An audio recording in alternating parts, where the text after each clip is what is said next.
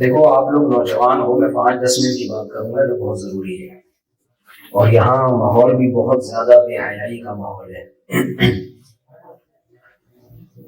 ایک بات خوب اچھی طرح سمجھ لو، انسان ایک دفعہ زنا کرتا ہے اور پھر اس جال میں ایسا پھنستا ہے نا، بڑھاپے میں بھی نہیں نکلتا۔ پھر وہ ایک دفعہ پھنس گئے تو برے طریقے سے پھنسو گے۔ لہذا جن کو اللہ نے بدکاری سے، زنا سے بچایا ہوا ہے نا، وہ کبھی یہ سوچ کے حماقت نہ کریں کہ ہم بعد میں توبہ کر لیں گے۔ جتنا تڑپو گے جال کے اندر، جال گھسے گا کھال کے اندر۔ پرندہ جب جال میں پھنستا ہے نا، تو اگر آرام سے پڑا رہے، ہلے نہیں، تو اس بات کا چانس ہوتا ہے کہ اڑ جائے وہ، لیکن جتنا ہلے گا تو جال میں اس قدر پھنسے گا۔ تو جو ایک دفعہ یہ جرم کرتا ہے نا، یہ سوچ کے کہ بعد میں توبہ کر لوں گا، تو پھنس جاتا ہے ہمیشہ کے لیے، اور اس سے اس کی گھریلو زندگی تباہ ہوتی ہے۔ جو اللہ نے ایک لذت رکھی ہے گھرداری میں، گھر بسانے میں، اللہ اس سے وہ لذت چھین لیتے ہیں۔ تو اس لیے بھائی، جن سے جو ابھی تک بچے ہوئے ہیں، اپنے آپ کو بہت دور کر دیں زنا سے۔ لا تقربوا الزنا، قرآن کہتے ہیں زنا تو دور کی بات، زنا کے قریب بھی مت پھٹکو، قریب بھی مت جاؤ زنا کے۔ اور جن لوگوں سے اللہ نہ کرے یہ جرم ہو چکا ہے، گڑ گڑا کے توبہ کریں، بس وہ معافی مانگے اللہ سے، اور کچھ صدقہ بھی کریں تاکہ اللہ کا غضب ٹھنڈا ہو۔ زنا اتنا بڑا جرم ہے کہ اسلام نے جو ان میرڈ آدمی زنا کرتا ہے اس کے لیے اللہ نے حکم دیا کھلے عام 100 کوڑے مارو اس کو، کھلے عام۔ حالانکہ اللہ تو ستار ہے نا، اللہ نے کہا زنا جس نے کیا اور ثابت ہو جائے جرم، کھلے عام 100 کوڑے مارو اس کے۔ اور جو شادی شدہ ہے اس کے بارے میں حکم دیا، حکومت کو حکم دیا کہ اس کو پتھروں سے مار مار کے ہلاک کرو۔ اتنا بڑا جرم ہے اللہ کی نظر میں زنا کرنا۔ تو اس لیے اپنے آپ کو اس جرم سے دور کرو، جس سے ہو گیا ہے وہ اللہ کے سامنے چھپ کے گڑ گڑا کے توبہ کرے، اور کسی کے سامنے اپنے جرم کا اظہار نہ کرے، کیونکہ اس جرم کا اظہار کرنا بھی بہت بڑا جرم ہے۔ اور زنا سے بچنے کے لیے اللہ نے جو راستہ بتایا ہے وہ ہے نکاح۔ وہ کیا ہے؟ بولو، جتنا جلدی ہو سکے نکاح کرو، اس میں کسی کی نہ مانو۔ یہ اس میں تو شریعت کہتی ہے کہ جہاں ابا چاہ رہے ہیں، اماں چاہ رہی ہیں، وہاں نکاح کرو۔ اس میں تو ابا اماں کی ماننی چاہیے۔ اس میں کہ ابا کہہ رہے ہیں ابھی نہیں کرو، یہ نہیں ہوگا۔ یہ اللہ رسول کا حکم ہے کہ جیسے ہی کوئی اچھا رشتہ میسر ہو فوراً کیا کرنا ہے؟ نکاح کرنا ہے۔ اس میں جن لوگوں نے ابا اماں کی مانی ہے نا، وہ پھر زنا میں پڑے ہیں۔ پھر قیامت کے دن یہ عذر نہیں چلے گا کہ اللہ میرے ابا نہیں مان رہے تھے، میری اماں نہیں مان رہی تھی۔ زنا کرنا وداؤٹ میرج،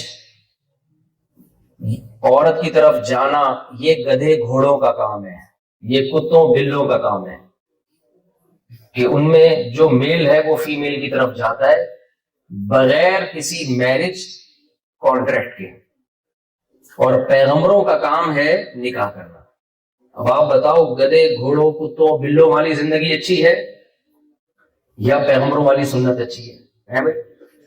جب میں یہ لفظ استعمال کرتا ہوں نا بیان میں کہ زنا کرنا گدھے گھوڑوں کتوں والی زندگی ہے، تو نیچے کمنٹس میں بعض لوگوں کو بہت برا لگتا ہے۔ تو جو بری چیز ہے اس کو اچھے الفاظ سے یاد نہیں کرنا چاہیے، ہے گدھے گھوڑوں کتوں بلوں کا کام۔ یہ نہیں کہ آپ کسی غیر مسلم کو جا کے بولیں، وہ تو اس کا تو مذہب ہی نہیں ہے نا، وہ تو مانتا ہی نہیں ہے اسلام کو۔ میں تو اسلام کی بات کر رہا ہوں کہ اسلام کی نظر میں، اب جو اسلام کو مان نہیں رہا وہ تو پھر وہ جانے، اللہ جانے، لیکن ہم اور آپ تو اسلام کو مانتے ہیں کہ نہیں مانتے؟ کیا غیر بھائی منہ سے بولے تو صحیح، مانتے ہیں نا؟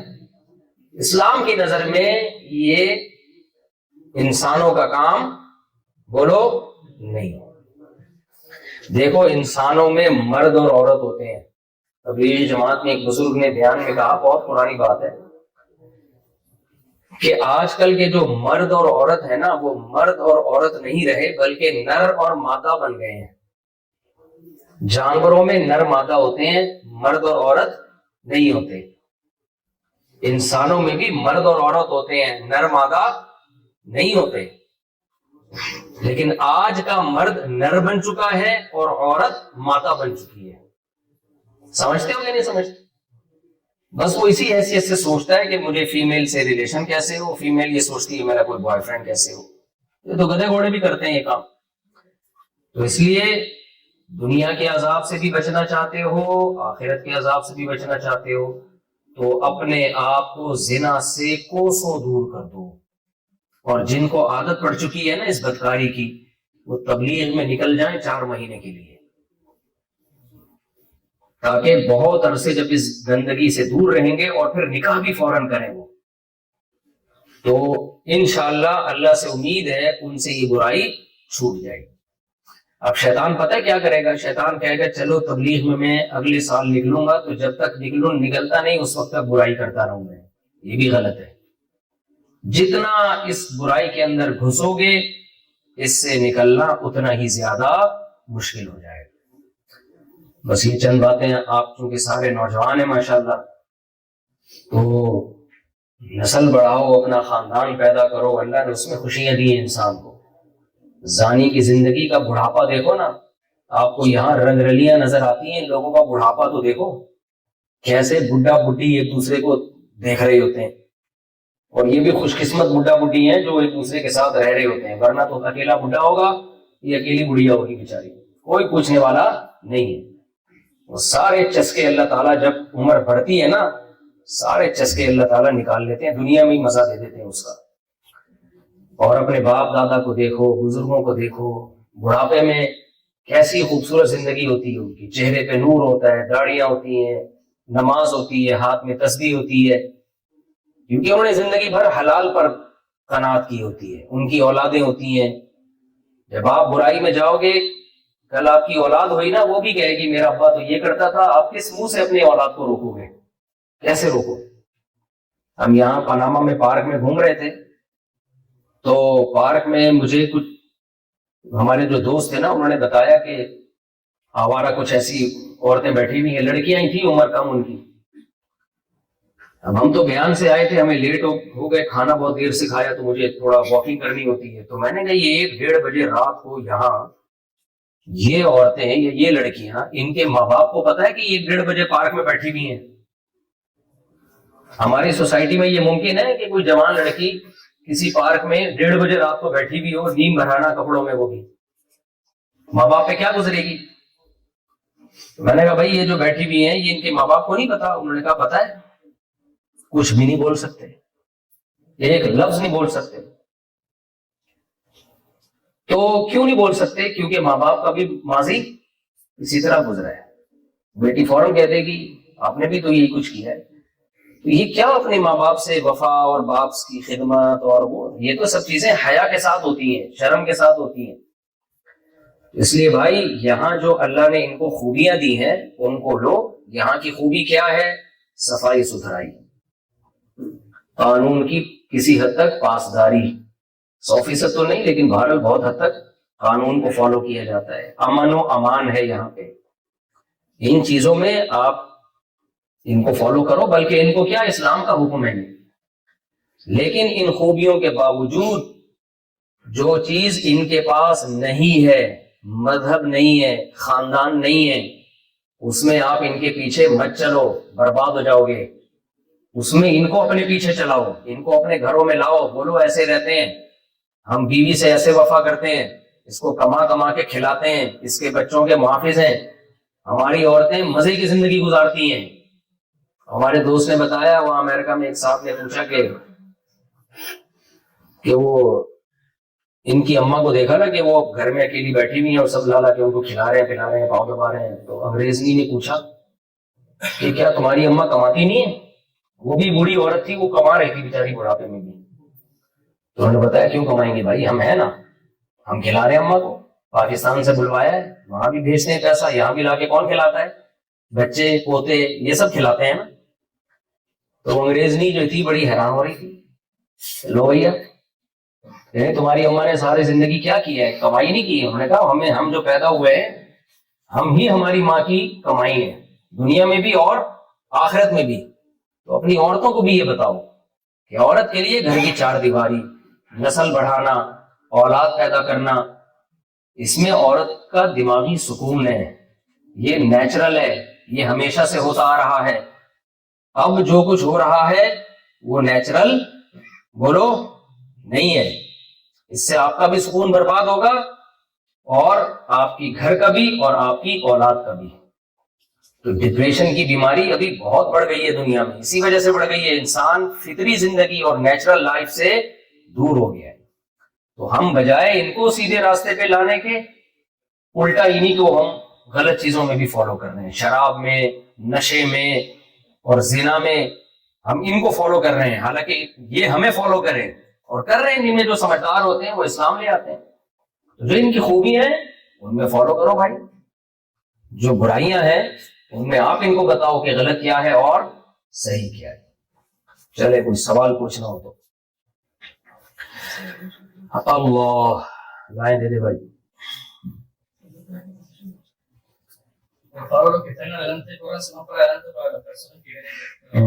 آگے آگے آگے بھائی. پورفا, پولیس کو بولتے ہیں پورفا اسپینش میں. دروازے کو کیا بولتے ہیں؟ گیٹ کو پوئٹا, پوئٹا کل یہ بولے تھے پوئٹا پورفا. نہیں, کھولو کو کیا بولتے ہیں؟ ابرے. یہ بول رہے تھے ابرے پورفا. میں نے کہا یہ کیا ہے؟ کہنے پلیز دروازہ کھولو. ابرے پورفا اسپینش سیکھنی چاہیے. اسپینش دنیا کی بہت بڑی زبانوں میں سے ایک زبان ہے اور یہ اصل میں مسلمانوں کی زبان تھی. اسپین ہسپانیہ نے دنیا پہ حکومت کی ہے, تبھی اس زبان میں آج بھی عربی الفاظ موجود ہیں. ہسپانوی زبان کہا جاتا تھا اس کو, پھر اس کے بعد اسپینش بن گیا. جیسے جبرالٹر اصل میں جبل الطارق تھا, بن کیا گیا جبرالٹر. ایڈمرل اصل میں امیر البحر تھا, بن کیا گیا ایڈمرل. ٹھیک ہے نا.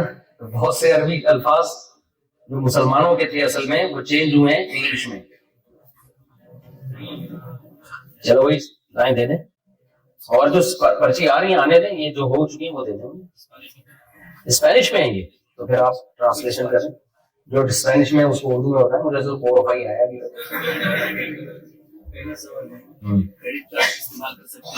کریڈٹ کارڈ استعمال کر سکتے ہیں یا نہیں؟ جہاں کریڈٹ کارڈ کے بغیر پرچیزنگ ممکن ہی نہ ہو وہاں کریڈٹ کارڈ استعمال کر سکتے ہیں, اس نیت کے ساتھ کہ میں سود لگنے سے پہلے پیمنٹ جمع کرا دوں گا. یہ جہاں مجبوری ہو وہاں. اور جہاں کریڈٹ کارڈ کے بغیر بھی شاپنگ کی جا سکتی ہے وہاں کریڈٹ کارڈ کا استعمال جائز نہیں ہے, کیونکہ ایگریمنٹ بہرحال سودی ہوتا ہے اگرچہ آپ کا سود دینے کا ارادہ نہ ہو. تو مجبوری میں جائز ہے, سود لگنے سے پہلے پیمنٹ دے دیں, اور جہاں مجبوری نہ ہو تو وہ جائز ہی نہیں ہے. بینک میں جاب کر سکتے ہیں. بینک میں جاب, سودی بینک میں کسی بھی ایسے ڈپارٹمنٹ میں جاب کرنا جہاں کسی بھی طرح سے سود میں آپ کی انوالومنٹ ہو, یہ جائز نہیں ہے. جیسے بینک کا مینیجر ہوتا ہے یا اکاؤنٹنٹ ہوتا ہے جو لکھ رہا ہوتا ہے, یا اکاؤنٹ کھلوانے میں جو معاون اور مددگار ہوتے ہیں وہ بھی اسی میں, چونکہ سودی قرضہ لینے میں معاون مددگار بن رہے ہوتے ہیں, آپ کو سپورٹ کر رہے ہوتے ہیں. کیونکہ حدیث میں آتا ہے, صحیح مسلم کی حدیث ہے, نبی صلی اللہ علیہ وسلم نے فرمایا سود کی وجہ سے 4 لوگوں پر اللہ کی لعنت ہوتی ہے, سود لینے والا, دینے والا, گواہ بننے والا, لکھنے والا. تو کسی بھی طرح سے ڈائریکٹ انوالومنٹ اگر آپ کی سودی معاونت میں ہو رہی ہے تو بینک میں ایسی جاب جائز نہیں ہے. البتہ بینک میں ایسی جاب جس میں سود سے آپ کا کوئی لینا دینا نہیں ہے, جیسے الیکٹریشین, اس کا کام ہے پنکھے تو یہاں ہوتے ہیں, مجھے تو نظر نہیں آیا ابھی تک, پنکھے ٹھیک کرنا, ایئر کنڈیشن کو ریپیئر کر دینا, کرسیاں ٹھیک کر دینا, پین وغیرہ لا کے دے دینا, کمپیوٹر سیٹ کر دینا, یا چوکیدار جو بیٹھا ہوا ہے باہر سے کوئی ڈکیتی نہ ہو, تو ان لوگوں کی جاب جائز ہے, سمجھتے ہیں, کیونکہ ان کا سود سے کوئی تعلق لینا دینا نہیں ہے, اور لوگوں کی حلال پیسے بھی بہت سارے وہاں پڑے ہوئے ہیں, تو ان کی حفاظت بذات خود کوئی بری چیز نہیں ہے, لیکن پھر بھی احتیاط کریں تو زیادہ اچھا ہے. تو ایسی جاب جس میں سود میں انوالومنٹ ہو, جو میں نے بتایا مینیجر کی ہوتی ہے, اکاؤنٹنٹ کی ہوتی ہے, کیشیئر بھی یہی کام کر رہا ہوتا ہے, جو وہ تو ظاہر ہے وہ سارا اس میں براہ راست انوالومنٹ ہوتی ہے اس کی. اگر براہ راست انوالومنٹ, جیسے اسٹیٹ بینک جو ہے نا پاکستان میں, اس میں بہت سارے شعبے ایسے ہیں جن میں کوئی ایسی سود میں انوالومنٹ ہوتی نہیں ہے, کیونکہ وہ تو ایک بیت المال ہے نا, بیت المال. تو ایسی اگر نہیں ہے تو پھر جائز ہے. جی, سود کی وجہ, سود کی حرمت کی وجہ, سود کے حرام ہونے کی وجہ. دیکھو ایک چیز ذہن میں رکھو, اسلام نے ہمیں جو آرڈرز دیے ہیں, احکام دیے ہیں, ان میں دو چیزیں ہوتی ہیں. ایک ہوتی ہے اس حکم کی علت, یہ تھوڑی گاڑی اردو اصطلاحی استعمال کر رہا ہوں, اردو نہیں بلکہ عربی, اس کا مطلب میں بتاؤں گا آپ کو. ایک ہوتی ہے علت اور ایک ہوتی ہے اس حکم میں چھپی حکمت. تو ان دونوں میں ڈفرنس ہے, فرق ہے. مثال کے طور پر اللہ نے ہم پہ نماز کو فرض کیا, اس کی وجہ اللہ نے بیان کی ہے, ان الصلاۃ تنہا عن الفحشاء والمنکر, نماز ہمیں بے حیائی سے اور بری باتوں سے روکتی ہے. تو نماز کیوں فرض ہے؟ اس لیے کہ وہ برائیوں سے روکتی ہے. کیا خیال ہے بھائی ہاں یا نہ تو کرو. اللہ نے روزے کو فرض کیا, اس کی وجہ بیان کی, کتب علیکم الصیام کما کتب علی الذین من قبلکم لعلکم تتقون. اے پاناما والو, تم پہ روزے فرض ہیں تاکہ تمہارے اندر تقوی پیدا ہو جائے. تو روزے کی اصل وجہ کیا ہوئی؟ تقوی پیدا کرنا. اب کوئی اسکالر اٹھے اور کہے کہ روزے کی اصل وجہ تو یہ ہے کہ تقوی پیدا ہو. اب میرے اندر روزہ رکھے بغیر ہی کیونکہ تقوی پیدا ہو رہا ہے, لہذا مجھ پہ رمضان کے روزے فرض نہیں ہے. تو کیا اس کو روزہ چھوڑنے کی اجازت ہوگی اس بیس پہ؟ کہتے ہیں اللہ نے کہا کہ نماز فرض ہے تاکہ تم بے حیائی سے بچو. کہہ رہے میں تو ویسے ہی بچتا ہوں بے حیائی سے, یا میرے اندر بے حیائی کے سافٹ ویئر ہی نہیں ہے. کیا خیال ہے بھائی؟ تو کیا اس کے لیے اس بیس پہ نماز چھوڑنا جائز ہوگا؟ ادھر توجہ ہے بھائی, نہیں ہوگا جائز. وجہ کیا ہے؟ ہم اسے یہ کہیں گے, دیکھو روزے کی جو وجہ اللہ نے بیان کی ہے نا کہ تمہارے اندر تقوی پیدا ہو جائے, یہ علت نہیں ہے, یہ حکمت ہے. روزے میں ہر آرڈر میں کچھ حکمتیں چھپی ہوتی ہیں. تو حکم کا جو مدار ہے, فرضیت کا مدار ان حکمتوں پر نہیں ہوتا, علت پر ہوتا ہے. علت اصل وجہ کو بولتے ہیں. اصل وجہ وہ آیت ہے جس میں روزہ رکھنے کا حکم دیا جا رہا ہے, وہ علت ہے اس کی. تو علت اور حکمت میں جب ٹکراؤ ہوگا تو ترجیح کس کو دی جاتی ہے؟ بولو نا, کچھ لوگ کی آوازیں آ رہی ہیں. علت کو ترجیح دی جاتی ہے. نماز کسی کو بے حیائی سے نہ بھی روکے تو بھی نماز بہرحال فرض ہے, اس لیے کہ قرآن نے آرڈر دیا ہے. اس کی ایک حکمت بیان کر دی ہے کہ اصل وجہ یہ ہے, لیکن اس پر مدار نہیں ہوگا. اور آسان مثال, ہم سفر میں 4 رکعتوں کی 2 پڑھتے ہیں. کیا خیال ہے؟ اس میں حکمت کیا ہے؟ سفر میں انسان ریلیکس نہیں ہوتا, ٹینشن ہوتی ہے, لیکن یہ حکمت ہے, علت نہیں ہے. بعض دفعہ گھر میں زیادہ ٹینشن میں ہوتا ہے انسان, جلدی میں ہوتا ہے, پیپر دینے جانا ہے, ایگزام ہے, 4 رکعتیں پڑھی تو پیپر ہی نکل جائے گا. تو کیا گھر میں رہتے ہوئے 4 کی 2 کرنا جائز ہے؟ آپ کی شادی ہونے والی ہے, دلہن بیٹھی بھی ہے, ٹائم دیا ہوا ہے, لیٹ پہنچے تو رشتہ ٹوٹ جائے گا. آپ نے کہا جب جہاز میں جاتا ہوں اتنا ریلیکس ہوتا ہوں, ایئر کنڈیشن اور اے سی پارلر, ٹرین میں سفر کرتا ہوں اتنا ریلیکس ہوتا ہوں, اس وقت جب 2 پڑھتا ہوں تو اب تو میں ریلیکس نہیں ہوں, تو بہت ایمرجنسی ہے, نہیں پہنچا, ایسا نہ ہو قاضی دلہن کا نکاح کسی اور سے پڑھا دے. نہ, 4 کی 2 آپ نہیں کر سکتے. 4 شادیوں میں یہ 2 نہیں پڑھ سکتے آپ. سمجھ رہے ہو کہ نہیں سمجھ رہے؟ وجہ کیا ہے؟ سفر میں جو مشقت کی وجہ سے اللہ نے 4 کی 2 کی ہیں، اس میں 2 رکعت پڑھنے کی علت تو سفر ہے، حکمت ہے کہ مشقت ہوتی ہے، تو اگر مشقت نہ بھی ہو تو بھی 2 پڑھی جائیں گی، مشقت ہو تو بھی 2 پڑھی جائیں گی، اور مقام پہ ٹینشن ہو تو بھی 4 پڑھی جائیں گی، ٹینشن نہ ہو تو بھی 4 پڑھی جائیں گی۔ آج کل کے جو اسکالرز نئے نئے آ رہے ہیں نا، جو گمراہی پھیلا رہے ہیں، انہوں نے چونکہ اصول فقہی نہیں پڑھا ہوتا، جو فقہاء نے قرآن و حدیث سے مستنبط کیے ہیں اصول، وہ پڑھے ہی نہیں ہوتے، لہذا وہ بڑی ڈنڈیاں مار رہے ہوتے ہیں مسائل بتانے میں۔ بعض اسکالر نے کہہ دیا کہ صبح آپ نے پیپر دینے جانا ہے، امتحان ہے، تو ٹینشن کی وجہ سے آپ رمضان کا روزہ چھوڑ سکتے ہو، حالانکہ جو اللہ تعالیٰ نے رمضان کا روزہ چھوڑنے کی سفر میں اجازت دی ہے، وہ اس میں جو ٹینشن ہے وہ حکمت کے طور پر ہے، اصل میں مدار حکم کا سفر پر ہے۔ یہی وجہ ہے کہ سفر میں ٹینشن نہ بھی ہو تو بھی روزہ چھوڑ سکتے ہو، آپ ہو تو بھی چھوڑ سکتے ہو۔ اب یہ جو اسکالرز کہتے ہیں کہ جب سفر میں روزہ آپ چھوڑ سکتے ہو کیونکہ ٹینشن ہوتی ہے، تو کل پیپر میں بھی ٹینشن ہے، چھوڑ دو، ان سے ہم کہتے ہیں اچھا اگر مدار ٹینشن پر ہے تو پھر اگر سفر میں ٹینشن نہ ہو تو پھر روزہ فرض ہے، لیکن یہ کبھی بھی نہیں کہیں گے کہ سفر میں ٹینشن نہ ہو تو روزہ کیا ہے؟ فرض ہے۔ اس کا مطلب آپ خود اس بات کے قائل نہیں ہو، سمجھتے ہو کہ نہیں سمجھتے ہو؟ تو اس لیے اب خوب سمجھ لو، سود کو جو اللہ نے حرام قرار دیا ہے اس میں کچھ حکمتیں ہیں۔ حکمتیں کیا ہیں؟ آپ رسک لیے بغیر آپ جب قرضہ دیتے ہیں نا تو آپ بھول جاتے ہیں اگلا کیا کر رہے ہیں، اس کی ساری دولت ڈوبے نہ ڈوبے آپ کو اسپیسیفک اماؤنٹ چاہیے، اور اس کا نقصان اتنا سوسائٹی کو ہو رہا ہے۔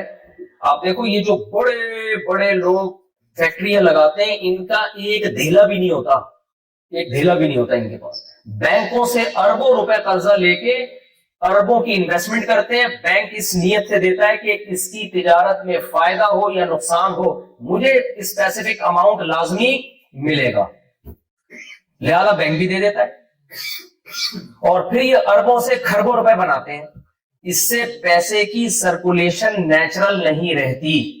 سمجھ میں آ رہی ہے بات کی نہیں آ رہی؟ ایک سرکولیشن وہ ہوتی ہے باپ نے محنت کی،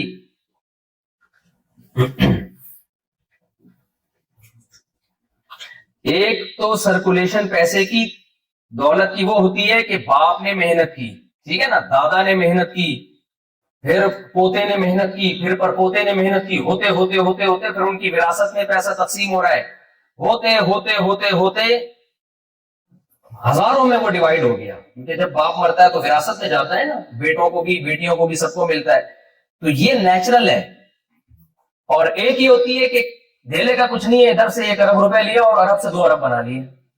یہی وجہ ہے کہ سودی نظام کی وجہ سے دولت سمٹ کے چند ہاتھوں میں چلی گئی ہے، پوری دنیا کو چند بڑے بڑے تاجر ہیں جو پوری دنیا کو چلا رہے ہیں، سمجھتے ہو کہ نہیں سمجھتے ہو؟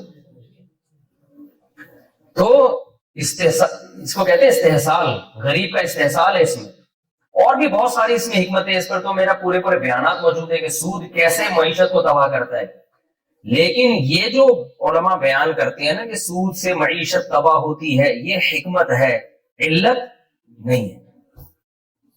مثال کے طور پر اگر کوئی شخص یہ کہے کہ میں تو جتنا سود لیتا ہوں وہ سارا غریبوں میں بانٹتا ہوں، تو میرے سودی معاہدہ کرنے سے تو غریبوں کو فائدہ ہو رہا ہے، تو ہم کہیں گے بھائی اگر معیشت کو فائدہ بھی ہو رہا ہے نا، سود پھر بھی کیا ہے؟ حرام۔ کیوں؟ احل اللہ البیع وحرم الربا۔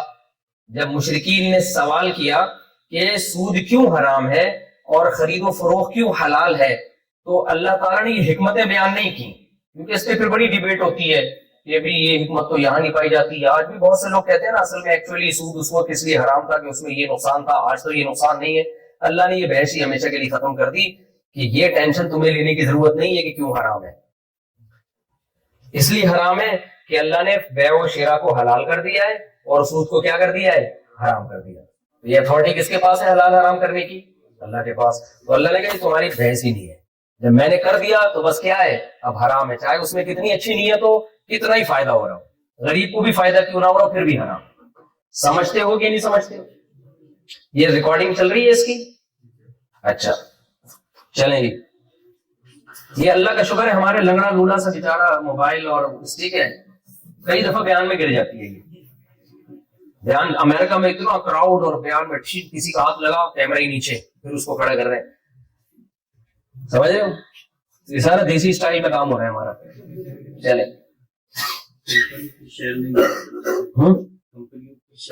بعض دفعہ میں کیمرے میں ٹیڑھا آ رہا ہوتا ہوں کیمرہ ہی سیدھا نہیں. چلیں جی کمپنیوں کے شیئرز میں انویسٹ کرنا یہ سوال پوچھا ہے. یہ سارے اسپینش میں سوال ہے. صحیح ہے جواب ہم اردو میں ہی دیں گے اس کو اسپینش میں کر دیے گا.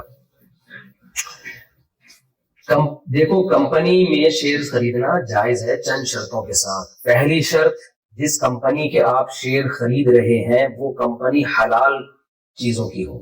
شراب کی کمپنی کے شیئر خریدنا جائز نہیں ہے. سودی بینک کے شیئر خریدنا جائز نہیں ہے. انشورنس کے شیئر خریدنا جائز, کوئی کمپنی جو انشورنس کرتی ہے تو کسی بھی ایسی کمپنی کے شیئر خریدنا جس کا کام ہی حرام ہو وہ جائز بولو نہیں. ایک شرط ہو گئی. دوسری شرط جس کمپنی کے آپ شیئر خرید رہے ہیں آپ کو پتا ہے کہ یہ حلال کمپنی ہے تو کمپنی کی دو صورتیں ہوتی ہیں. جب کمپنی نئی نئی وجود میں آتی ہے تو اس کے سارے ایسٹس لیکوڈ فارم میں ہوتے ہیں, ایسٹس میں نہیں ہوتے. سمجھ رہے ہو بھائی؟ وہ پیسے جمع کر کے کمپنی بناتے ہیں نا کہ ہم یہ زمین خریدیں گے, پھر ہم یہ کرسیاں آئیں گی, میز آئے گی, پنکھے آئیں گے, بلب آئیں گے وغیرہ وغیرہ. پنکھے تو یہاں نہیں آتے, ایئر کنڈیشن آئیں گے, جو بھی آئے گا. تو اگر وہ لیکوڈ فارم میں ہے تو پھر آپ نے اگر شیئر خریدے بھی ہیں تو نہ نفع کے ساتھ بیچ سکتے ہو نہ نقصان کے ساتھ, کیونکہ اس شیئر کے پیچھے پیسہ ہے. کیونکہ جب آپ شیئر بیچ رہے ہو تو اصل میں وہ پیسہ بیچ رہے ہو, تو پیسہ جب پیسے کے بدلے میں بیچا جائے گا تو یدم بیدن بھی ہونا ضروری ہے اور فیس ویلیو پہ بیچنا ضروری ہے. نفع نقصان کے ساتھ بیچنا جائز نہیں. بھائی $10 کو $10 کے بدلے میں بیچ سکتے ہو نا, 11 یا $9 کے بدلے میں تھوڑی بیچ سکتے ہو. سمجھتے ہو کہ نہیں سمجھتے؟ تیسری شرط جب اس کے ایسٹس وجود میں آ گئے ہوں تو پھر آپ کمی کے ساتھ بھی بیچ سکتے ہو اور اضافے کے ساتھ بھی بیچ سکتے ہو, لیکن اس میں شرط یہ ہے کہ نہ فارورڈ سیل ہو نہ فیوچر سیل ہو. سمجھ میں نہیں آ رہی بات؟ فارورڈ سیل اور فیوچر سیل میں کیا ہوتا ہے, تھوڑا تھوڑا فرق ہے, لیکن بیسک ان میں کیا ہوتا ہے کہ آپ کے پاس آج شیئر ہے جس کی ایک ویلیو ہے. فار ایگزامپل اس کی ویلیو ہے $20. آپ نے یہاں کے پاناما کے وسیم بھائی, کیونکہ وہاں کے وسیم الگ ٹائپ کے ہوتے ہیں, یہاں کے مجھے الگ ٹائپ کے وسیم نظر آ رہے ہیں. اب یہاں پتہ نہیں وسیم بھائی کا کیا نام ہوتا ہے. یہاں پہ پاناما کے وسیم بھائی سے آپ نے کہا کہ یہ $20 میری ملکیت میں ہے, یہ اگلے ہفتے فلاں تاریخ کو یہ شیئر آپ کا ہوا. یہ شیئر کس کا ہوا؟ آپ کا ہوا. ابھی نہیں, اس دن آپ کا ہوا. پھر جب وہ دن آیا تو دیکھا کہ یہ $20 سے قیمت کم ہو گئی ہے یا زیادہ ہو گئی.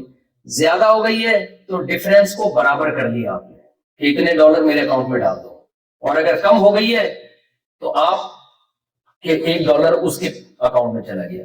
یہ حرام اور بولو ناجائز. سمجھتے ہو کہ نہیں؟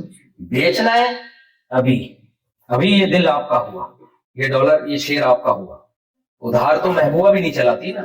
آپ کسی محبوبہ سے بولو کہ یہ دل تمہارا ہوا, وہ خوش ہو جائے گی, بولو اگلے مہینے, فی الحال کسی اور کا ہے. وہ بولے کہ بھائی پھر ابھی بھی نہیں مجھے چاہیے. سمجھتے ہو؟ ادھار پہ شیئر بیچ سکتے ہو, میں یہ نہیں کہہ رہا, ادھار پہ بیچ سکتے ہو کیونکہ پیچھے ایسٹس ہے نا, تو کوئی بھی چیز ادھار پہ بیچی جا سکتی ہے, تو شیئر بھی بیچے جا سکتے ہیں ادھار پہ آپ, لیکن ابھی ہینڈ اوور کرنا پڑے گا اس کو. سمجھتے ہو؟ بھائی ابھی یہ آپ کا ہے اور اس کی یہ قیمت ہے, قیمت ابھی طے کر لیں یا ایک ہفتے بعد طے کریں, جو قیمت متعین ہو گئی اس میں کمی بیشی نہیں ہو سکتی. اسی وقت تو کمی بیشی ہو سکتی ہے. بھائی یہ $10 کا شیئر میں نے خریدا تھا, ٹھیک ہے, یہ میں آپ کو بیچ رہا ہوں کیش پہ, یہ $11 کا ہے, اور ایک ہفتے بعد پیمنٹ کرو گے تو $15 کا ہے. ابھی بتا دو کہ 11 والے ریٹ پہ خریدنا ہے یا 15 والے ریٹ, اسی وقت طے ہو جائے. اگر اسی وقت طے نہیں ہوا تو بھی ناجائز اور حرام ہے. اسی وقت وہ طے کر دے بھائی میں کیش نہیں دے سکتا, میں 1 ہفتے بعد دوں گا اور $15 دوں گا آپ کو. اب جب آپ نے طے کر دیا تو یہ شیئر کا وہ مالک ہو گیا. 1 ہفتے بعد وہ $15 آپ کو دے گا, آپ کے لیے حلال ہے. اگر 1 ہفتے سے وہ ڈیلے ہو گیا تو اضافی پینلٹی آپ اس سے نہیں لے سکتے.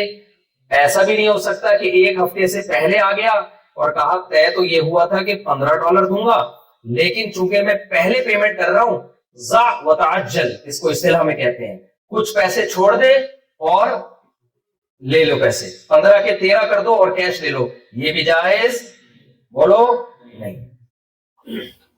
تو جو طے ہو گیا وہ طے ہو گیا. ہاں اپنی فری پاکٹ میں آپ چھوڑ دو تو پورے پیسے بھی معاف کیے جا سکتے ہیں, لیکن اس بیس پہ کہ میں جلدی دے رہا ہوں, اس بیس پہ میرے پیسے کم کر دو, یہ جائز نہیں ہے. کتنی شرطیں ہو گئی؟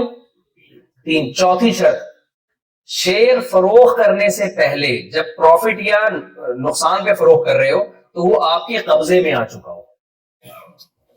سمجھتے ہو؟ وہ شیئر آپ کے قبضے میں آ چکا ہو. قبضے میں آنے کا مطلب کیا ہے؟ اب پاکستان میں تو ایسا ہوتا ہے آپ کے نام ہو جاتا ہے وہ شیئر. اب یہاں مجھے نہیں پتا کیا ہوتا ہے, لیکن وہ آپ کے نام ٹرانسفر, کیونکہ جیسے ہی شیئر خریدتے ہیں فوراً آپ کے نام ٹرانسفر نہیں ہوتا وہ, تو کم سے کم اتنا ضرور ہے کہ وہ شیئر آپ کے نام ٹرانسفر ہو چکا ہو. سمجھتے ہو گے نہیں, تاکہ وہ آپ کے رسک اور آپ کے زمان میں آ چکا ہو. کمپنی اگر خدا نخواستہ آگ لگتی ہے تو نقصان آپ کا سمجھا جائے, تو اس کنڈیشن میں آنے کے بعد آپ آگے اس کو فروخت کر سکتے ہو. چلو بھائی, سودی معاملات میں تعاون کرنا, مثال کے طور پر کسی کی طرف اشارہ کرنا کہ وہ تجھے لون دے گا, یا سودی معاملات کرنے والے کے ساتھ لین دین کرنا, مثلا اپنا گھر یا اپنی گاڑی اس کے حوالے کرنا کہ تو اسے جس طرح بھی چاہے بیچ سکتا ہے. دیکھو پہلی صورت انہوں نے یہ بتائی ہے کہ کسی کو یہ کہنا کہ وہ اس سے لون لے لو, جبکہ آپ کو پتا ہے کہ وہ سودی قرضہ ہی دیتا ہے اور نہیں, تو یہ ناجائز اور حرام ہے, کیونکہ آپ گناہ میں اس کو آپ ترغیب دے رہے ہو گناہ کرنے کی, یہ ناجائز ہے. البتہ اگلا جو معاملہ ہے سودی معاملات کرنے والے کے ساتھ لین دین کرنا, تو لین دین کرنے کی سودی معاملے والے کا 2 مطلب ہے. ایک یہ کہ جو قرضہ دے کے سود لیتا ہے اور اس کی ٹوٹل انکم ہی سودی نفع پر ہے, اور اس کے علاوہ اس کے پاس کمانے کا اور کوئی دھندا نہیں ہے. ایک آدمی بیٹھا ہے, لوگوں کو قرضہ دیتا ہے, سود پہ قرضہ دیتا ہے اور پیسے لیتا ہے, اور اسی سے کھانا پینا, گھر, رہائش سب اسی سے ہے اس کی, تو اس کی تو ٹوٹل انکم ہی حرام ہے. تو ایسے شخص سے مالی لین دین جائز بولو نہیں. لیکن اس نے جس کو سودی قرضہ دیا ہے تو اس کے پاس, یا بینک سے کسی نے سودی قرضہ لیا ہے, تو بینک میں جو لوگوں کی بچتیں رکھی ہوئی ہوتی ہیں وہ حلال رقمیں ہوتی ہیں, زیادہ تر حرام بھی ہوتی ہے لیکن میجورٹی زیادہ تر اس میں کیا ہوتی ہے بولو حلال ہوتی ہے نا. آپ کا پیسہ بھی ہوگا, کسی اور کا پیسہ بھی ہوگا, غیر مسلم کا بھی ہوگا, سب مکس ہوتا ہے اس میں. تو کچھ حرام ہوتی ہیں, زیادہ تر حلال ہی ہوتا ہے. تو اب جو زیادہ تر حلال رقمیں ہیں بینک وہ اٹھا کے آپ کو قرضے میں دے دیتا ہے سودی معاہدے کے تحت. تو چونکہ وہ دے حلال رقم رہا ہے, زیادہ اس میں حلال ہے, تو شریعت کے حکم میں حلال حرام جب مکس ہوتا ہے نا تو اس میں زیادہ کو دیکھا جاتا ہے, زیادہ حلال ہے تو حلال کا حکم لگایا جاتا ہے اس پہ. تو وہ جو آپ کو قرضہ دے رہا ہے تو وہ حلال رقم کا دے رہا ہے, ٹھیک ہے نا. تو اس رقم سے وہ رقم لینا تو جائز نہیں تھا, گناہ ہوگا آپ کو, کیونکہ آپ نے سودی قرضہ کیوں لیا, لیکن اس رقم سے کاروبار حرام نہیں ہوتا اور لوگوں کا آپ کے ساتھ لین دین حرام نہیں ہوتا. سمجھتے ہو یا نہیں سمجھتے؟ وہ اگر آپ کو اس رقم سے کچھ کھلائے تو آپ کے لیے کھانا حرام نہیں ہے, کوئی گاڑی خریدے تو گاڑی حرام نہیں ہے, گھر خریدے تو گھر حرام نہیں ہے. ابھی ہم کہتے ہیں مورگیج پہ جن لوگوں نے گھر لیا ناجائز کیا, لیکن گھر حرام نہیں ہو جاتا, کیونکہ سودی رقم سے گھر نہیں لیا انہوں نے. حرام وہ رقم ہے جو سودی رقم ہے, سودی رقم سے گھر نہیں لیا, سودی قرضے سے گھر لیا ہے.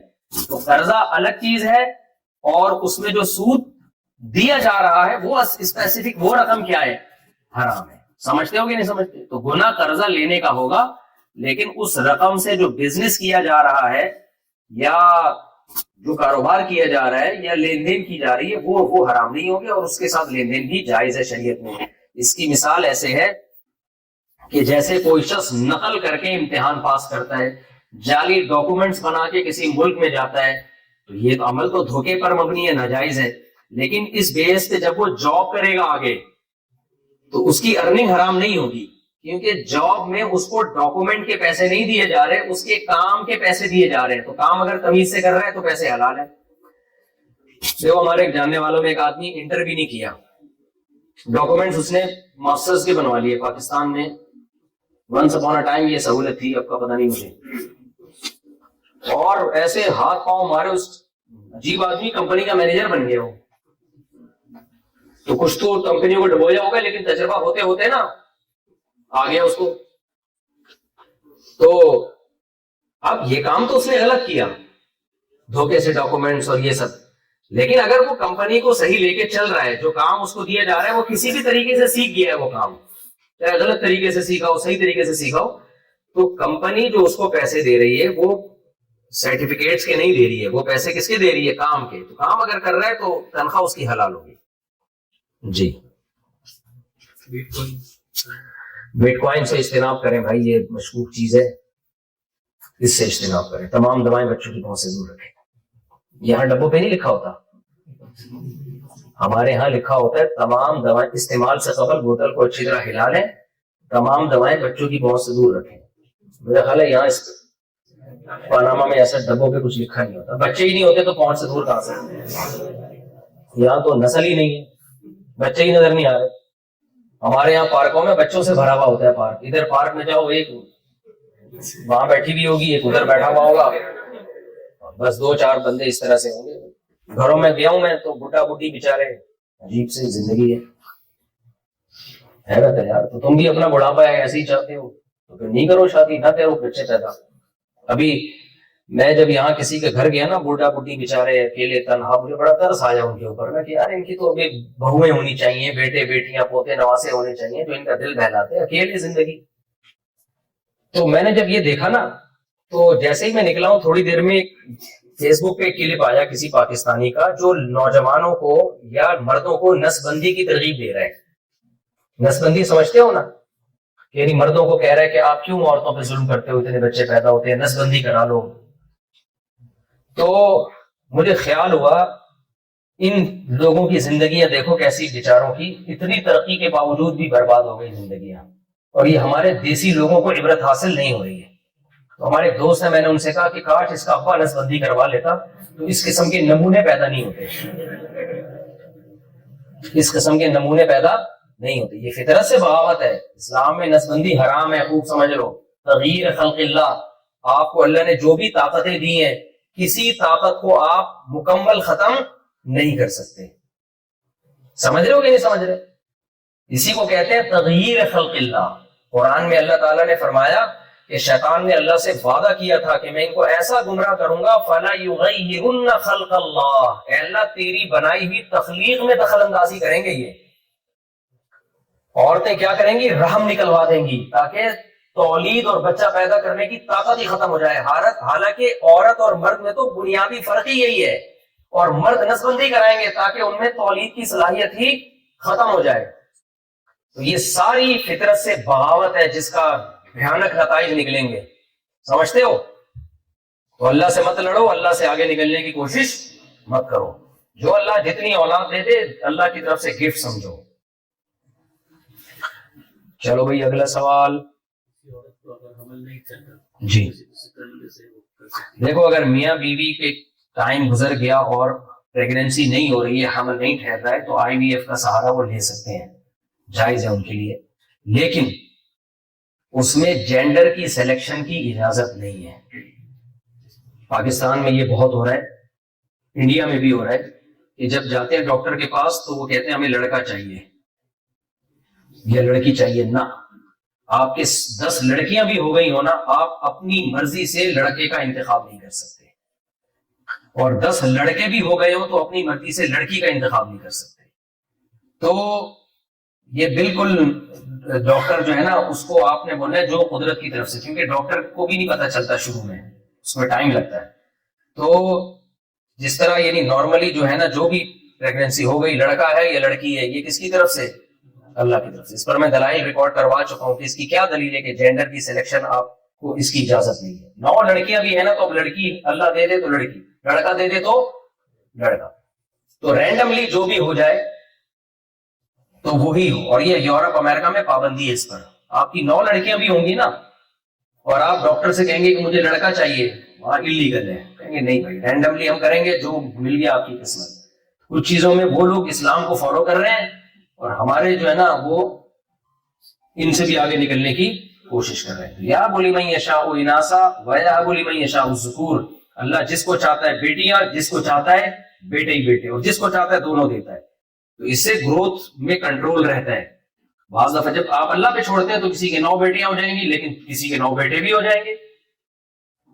اور اگر انسانوں پہ اس کو چھوڑ دیا جائے نا تو انسان تو پھر بیٹوں کو ترجیح دینا شروع کر دیں گے.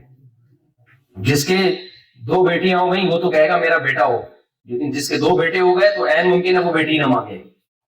تو یہ انسانوں پہ نہیں ہے. یہب لمن یشاء, یہ کس کے سپرد ہے؟ اللہ کے. اس میں گروتھ ریشو جو ہے نا لڑکا لڑکی کا, یہ اس کو قدرت ہی کے اختیار میں رہنے دیا جائے. اس میں اگر آپ ٹانگ اڑائیں گے کہ لوگوں کو رائٹ دے دیا جائے کہ لڑکا پیدا کرنا ہے یا لڑکی, تو یہ گروتھ ریشو ڈس بیلنس ہوگا اور اس کی تباہی پھر فیوچر میں دیکھنے کو ملے گی. یہ گورے بھی یہ بات سمجھتے ہیں, سمجھتے ہو گے نہیں سمجھتے؟ یورپ آسٹریلیا میں پابندی ہے اس پر. اور جو انڈین پاکستانی جب جاتے ہیں نا تو وہاں خاص طور پر ان کی نگرانی کی جاتی ہے ڈاکٹروں کی, کہ یہ ایسا تو نہیں کہ اس جینڈر کو سلیکٹ کر رہے ہیں کہ نر ہے یا لڑکا ہے یا لڑکی. تو آئی وی ایف کے ذریعے ضرورت کے وقت اولاد جائز ہے, لیکن مرد اپنے شوہر ہی کے اسپم ہو تو, اور رحم بھی عورت ہی کا ہو. کیونکہ بعض لوگ ایسا بھی کر رہے ہیں کہ دونوں کے اسپم لے کے کسی اور کے رکھوا دیا. یہ وہ کوئی فریج نہیں ہے بھائی کہ آپ نے دہی لے کے جی چمونی آپا کے فریج میں رکھوا دی کہ بہن جب یہ دہی تیار ہو جائے تو ہمیں دے دینا.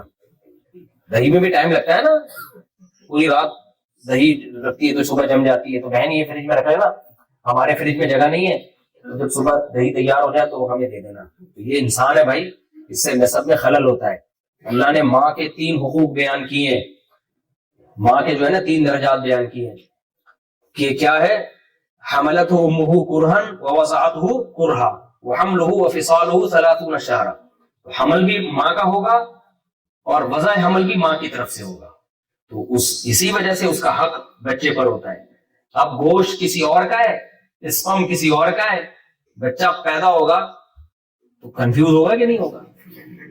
خیر کنفیوز نہ بھی ہو, اس کو پتا ہے کہ میری اصل اماں کون ہے, لیکن اسلام میں باپ کا نسب بھی ہے تو ایسے ہی ماں کا نسب بھی ہے. باقی رضاعت پر اس کو قیاس نہیں کیا جا سکتا. دودھ پلانا جائز ہے, کوئی بھی پلا سکتی ہے, لیکن اس سے وہ مضبوط رشتہ تھوڑی وجود میں آتا ہے جو ماں کا رشتہ ہوتا ہے.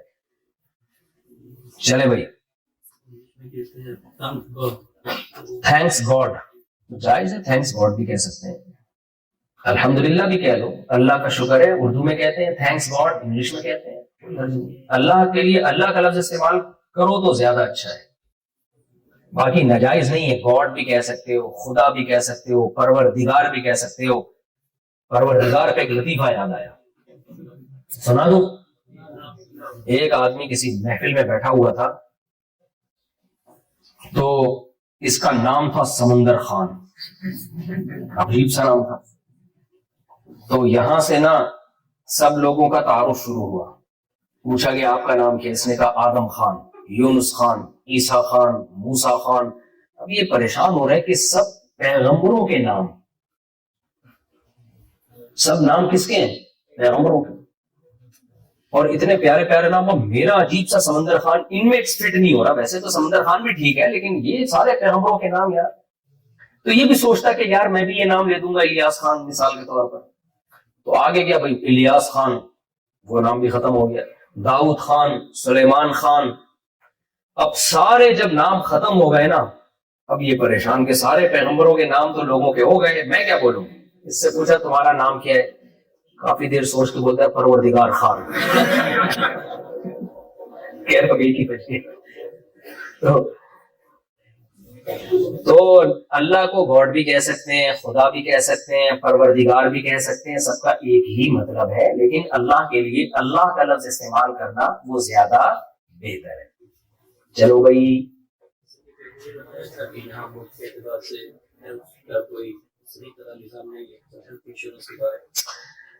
Health insurance. دیکھو ہیلتھ انشورنس میں جب آپ بیمار ہو جاؤ اور آپ اپنا علاج کراؤ تو جتنی رقم آپ نے جمع کرائی ہے انشورنس کمپنی کو دی ہے، آپ اس کے مالک ہو، کسی بھی طرح سے وہ رقم واپس لے سکتے ہو۔ تو جب آپ علاج کراؤ تو جتنی رقم آپ نے جمع کرائی ہے اس کے بقدر علاج کرانا تو بالکل جائز ہے، صحیح ہے نا؟ اور جتنی آپ فیوچر میں جمع کراؤ گے وہ بھی آپ کی ہے، تو وہ بھی اس کا استعمال بھی آپ کے لیے جائز ہے، اس نیت کے ساتھ کہ میں فیوچر میں یہ گویا کہ قرض لے رہا ہوں کمپنی سے۔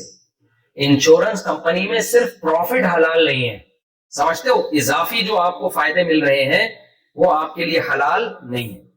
پھر بھی وہ رقم بھی کمپنی کے پاس چھوڑو نہیں، جیسے بینک میں سود چھوڑو نہیں، نکال کے ثواب کی نیت کے بغیر صدقہ کر دو۔ تو انشورنس کمپنی میں بھی اگر رقم کی صورت میں آپ کو اضافی کچھ ملتا ہے تو آپ نے کیا کیا کہ جو جمع کرا چکے وہ بھی حلال، جو فیوچر میں جمع کراؤ گے وہ بھی حلال۔ تو ایک اندازے سے نا آپ اندازہ لگا لو کہ کتنی رقم ایسی ہے جو نہ میں جمع کراؤں گا اور نہ میں اب تک کرا چکا ہوں، اس رقم کو آپ کیا کر دو گے؟ صدقہ۔ اور ظاہر ہے یہ کنفرم اس وقت پتا چلے گا جب انشورنس کمپنی سے آپ کی پالیسی ختم ہو رہی ہے یا آپ دنیا سے انا للہ کر کے جا رہے ہیں، اسی وقت پتا چلے گا آپ کو۔ تو اس لیے ایک ڈائری میں حساب رکھو، اگر انشورنس کرا ہی لیے تو وہ تو کراؤ نہیں اپنے اختیار سے، یہ کام جائز نہیں ہے۔ اگر کرا لیے بعض دفعہ قانونی مجبوری ہوتی ہے، اور بعض دفعہ یہ ہوتا ہے کہ آپ کا علاج ہی نہیں کرتے، وہ کہتے ہیں بھائی ہیلتھ انشورنس ہوگی تو علاج کریں گے ورنہ نہیں، یا کرتے ہیں تو 4 گنا زیادہ قیمت لے رہے ہوتے ہیں آپ سے علاج کی، بہت مہنگا کر رہے ہوتے ہیں۔ تو ایسی کوئی مجبوری ہے تو پھر مجبوراً انشورنس کرا سکتے ہیں آپ، تو پھر اس میں یہ طریقہ ہے۔ سمجھتے ہو کہ نہیں سمجھتے؟ چلو آگے۔ حکومت جو ٹیکس جبرن لیتی ہے اس کو جی، کیسے ادا کیا جائے؟ حکومت جو ٹیکس جبرن لیتی ہے اس کو کیسے ادا کیا جائے؟ وہ جبرن لے ہی رہی ہے تو تمہارا باپ بھی دے گا وہ، تو اس میں یہ پوچھنا کہ کیسے ادا کیا جائے کیسے نہیں کیا جائے، کیا خیال ہے؟ وہ تو لے ہی رہی ہے نا۔ یہ ایسے ہی کوئی ڈاکو اگر میری گھنپٹی پہ پسٹل رکھ کے پیسے لے رہا ہے تو کیسے ادا کیے جائیں؟ وہ تو ڈاکو بتائے گا کہ آپ نے کیسے ادا کرنا ہے۔ تو گورنمنٹ جب جبرن لے رہی ہے تو دینا پڑے گا نا آپ کو۔ میں گورنمنٹ کو ڈاکو نہیں کہہ رہا کہ ایسا نا کیس بنا دے میرے خلاف، میں ایک مثال دے رہا ہوں کہ گورنمنٹ سے کون لڑ سکتا ہے بھائی۔ چلو، اور اگر کوئی زیادتی سے ٹیکس لے رہی ہے تو ان کو دینا ضروری ہے۔ تو اس اگلا سوال، کچھ چیزیں چھاؤں میں چلنے کی ہوتی ہیں، اوپنلی نہیں ہوتی، چھاؤں میں آئیں گے تو بیان کروں گا۔ 4 شادیوں کا سوال پوچھنے چھاؤں میں۔ کسی عورت نے اسلام قبول کیا تو اس کے ساتھ شادی کرنا کیسا ہے؟ نہیں پتا ان کی۔ کسی عورت نے اسلام قبول کیا تو اس کے ساتھ شادی کرنا کیسا ہے؟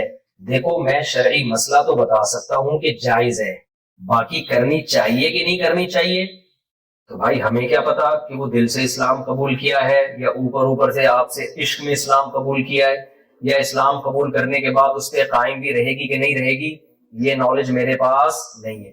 آپ کہہ سکتے ہیں بھائی ہمیں دلوں کے جھانکنے کا حکم نہیں ہے، کیا خیال ہے بھائی؟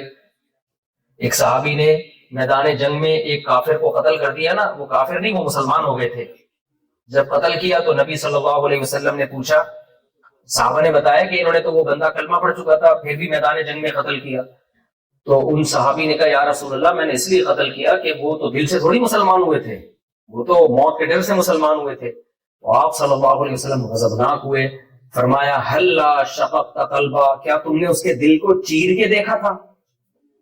تمہیں کیا پتا دل سے ہوئے تھے کہ اوپر سے ہوئے تھے؟ تو جب بھی کوئی اسلام کا اعلان کرتا ہے تو ہم ظاہر کے مکلف ہیں، ہمیں اس کے دل میں جھانکنے کی اجازت نہیں ہے۔ لیکن جب آپ کوئی اضافی معاملات کر رہے ہو، وہاں تو قتل کا مسئلہ تھا نا، قتل میں تو بھائی سیف اس کو حفاظت دی جائے گی، لیکن شادی بیاہ، پیسوں کا لین دین، جب اس طرح کے جب معاملات آتے ہیں تو پھر شریعت نے ہمیں احتیاط کا حکم دیا ہے۔ کہتے ہیں عاملو کالاجانب، معاملات جب کسی سے کرو نا تو پھر ایسے جیسے یہ بالکل اجنبی ہے، پھر بدگمان ہو اس سے۔ سمجھتے ہو یا نہیں سمجھتے؟ مثال کے طور پر ایک شخص آپ سے پیسے مانگنے کے لیے آیا کہ 1 کروڑ روپے مجھے ادھار دے دیں کل واپس دے دوں گا، 1 کروڑ روپے ادھار دے دیں کل، ادھر توجہ، کل واپس دے دوں گا۔ آپ نے کہا کہ یار یہ جو پاناما کے وسیم بھائی ہیں یہ مجھ سے 1 کروڑ روپے مانگ رہے ہیں، اللہ نے قرآن میں کہا کہ کسی سے بدگمان مت ہو، مجھے تو پتا بھی نہیں ہے کہ یہ چور ہے یا نہیں ہے, ہو سکتا ہے چور ہو. لوگ کہہ رہے ہیں کہ بھائی اس کے پڑوسیوں سے پوچھ لو اس کے بارے میں کہ یہ 2 نمبر ہے 1 نمبر ہے, لوگوں سے تحقیق کرو. آپ کہتے ہو نہیں ہم ظاہر کے مکلف ہیں, ہم کسی کی تحقیق نہیں کریں گے. مسلمان ہے, ٹوپی بھی پہنی ہوئی تھی اس نے, بغلیں تو ہم جھانک نہیں سکے لیکن ٹوپی پہنی ہوئی تھی اور شکل سے انسان کا بچہ ہی لگ رہا تھا, تو ہمیں حکم یہ ہے کہ ہم اچھا گمان رکھیں.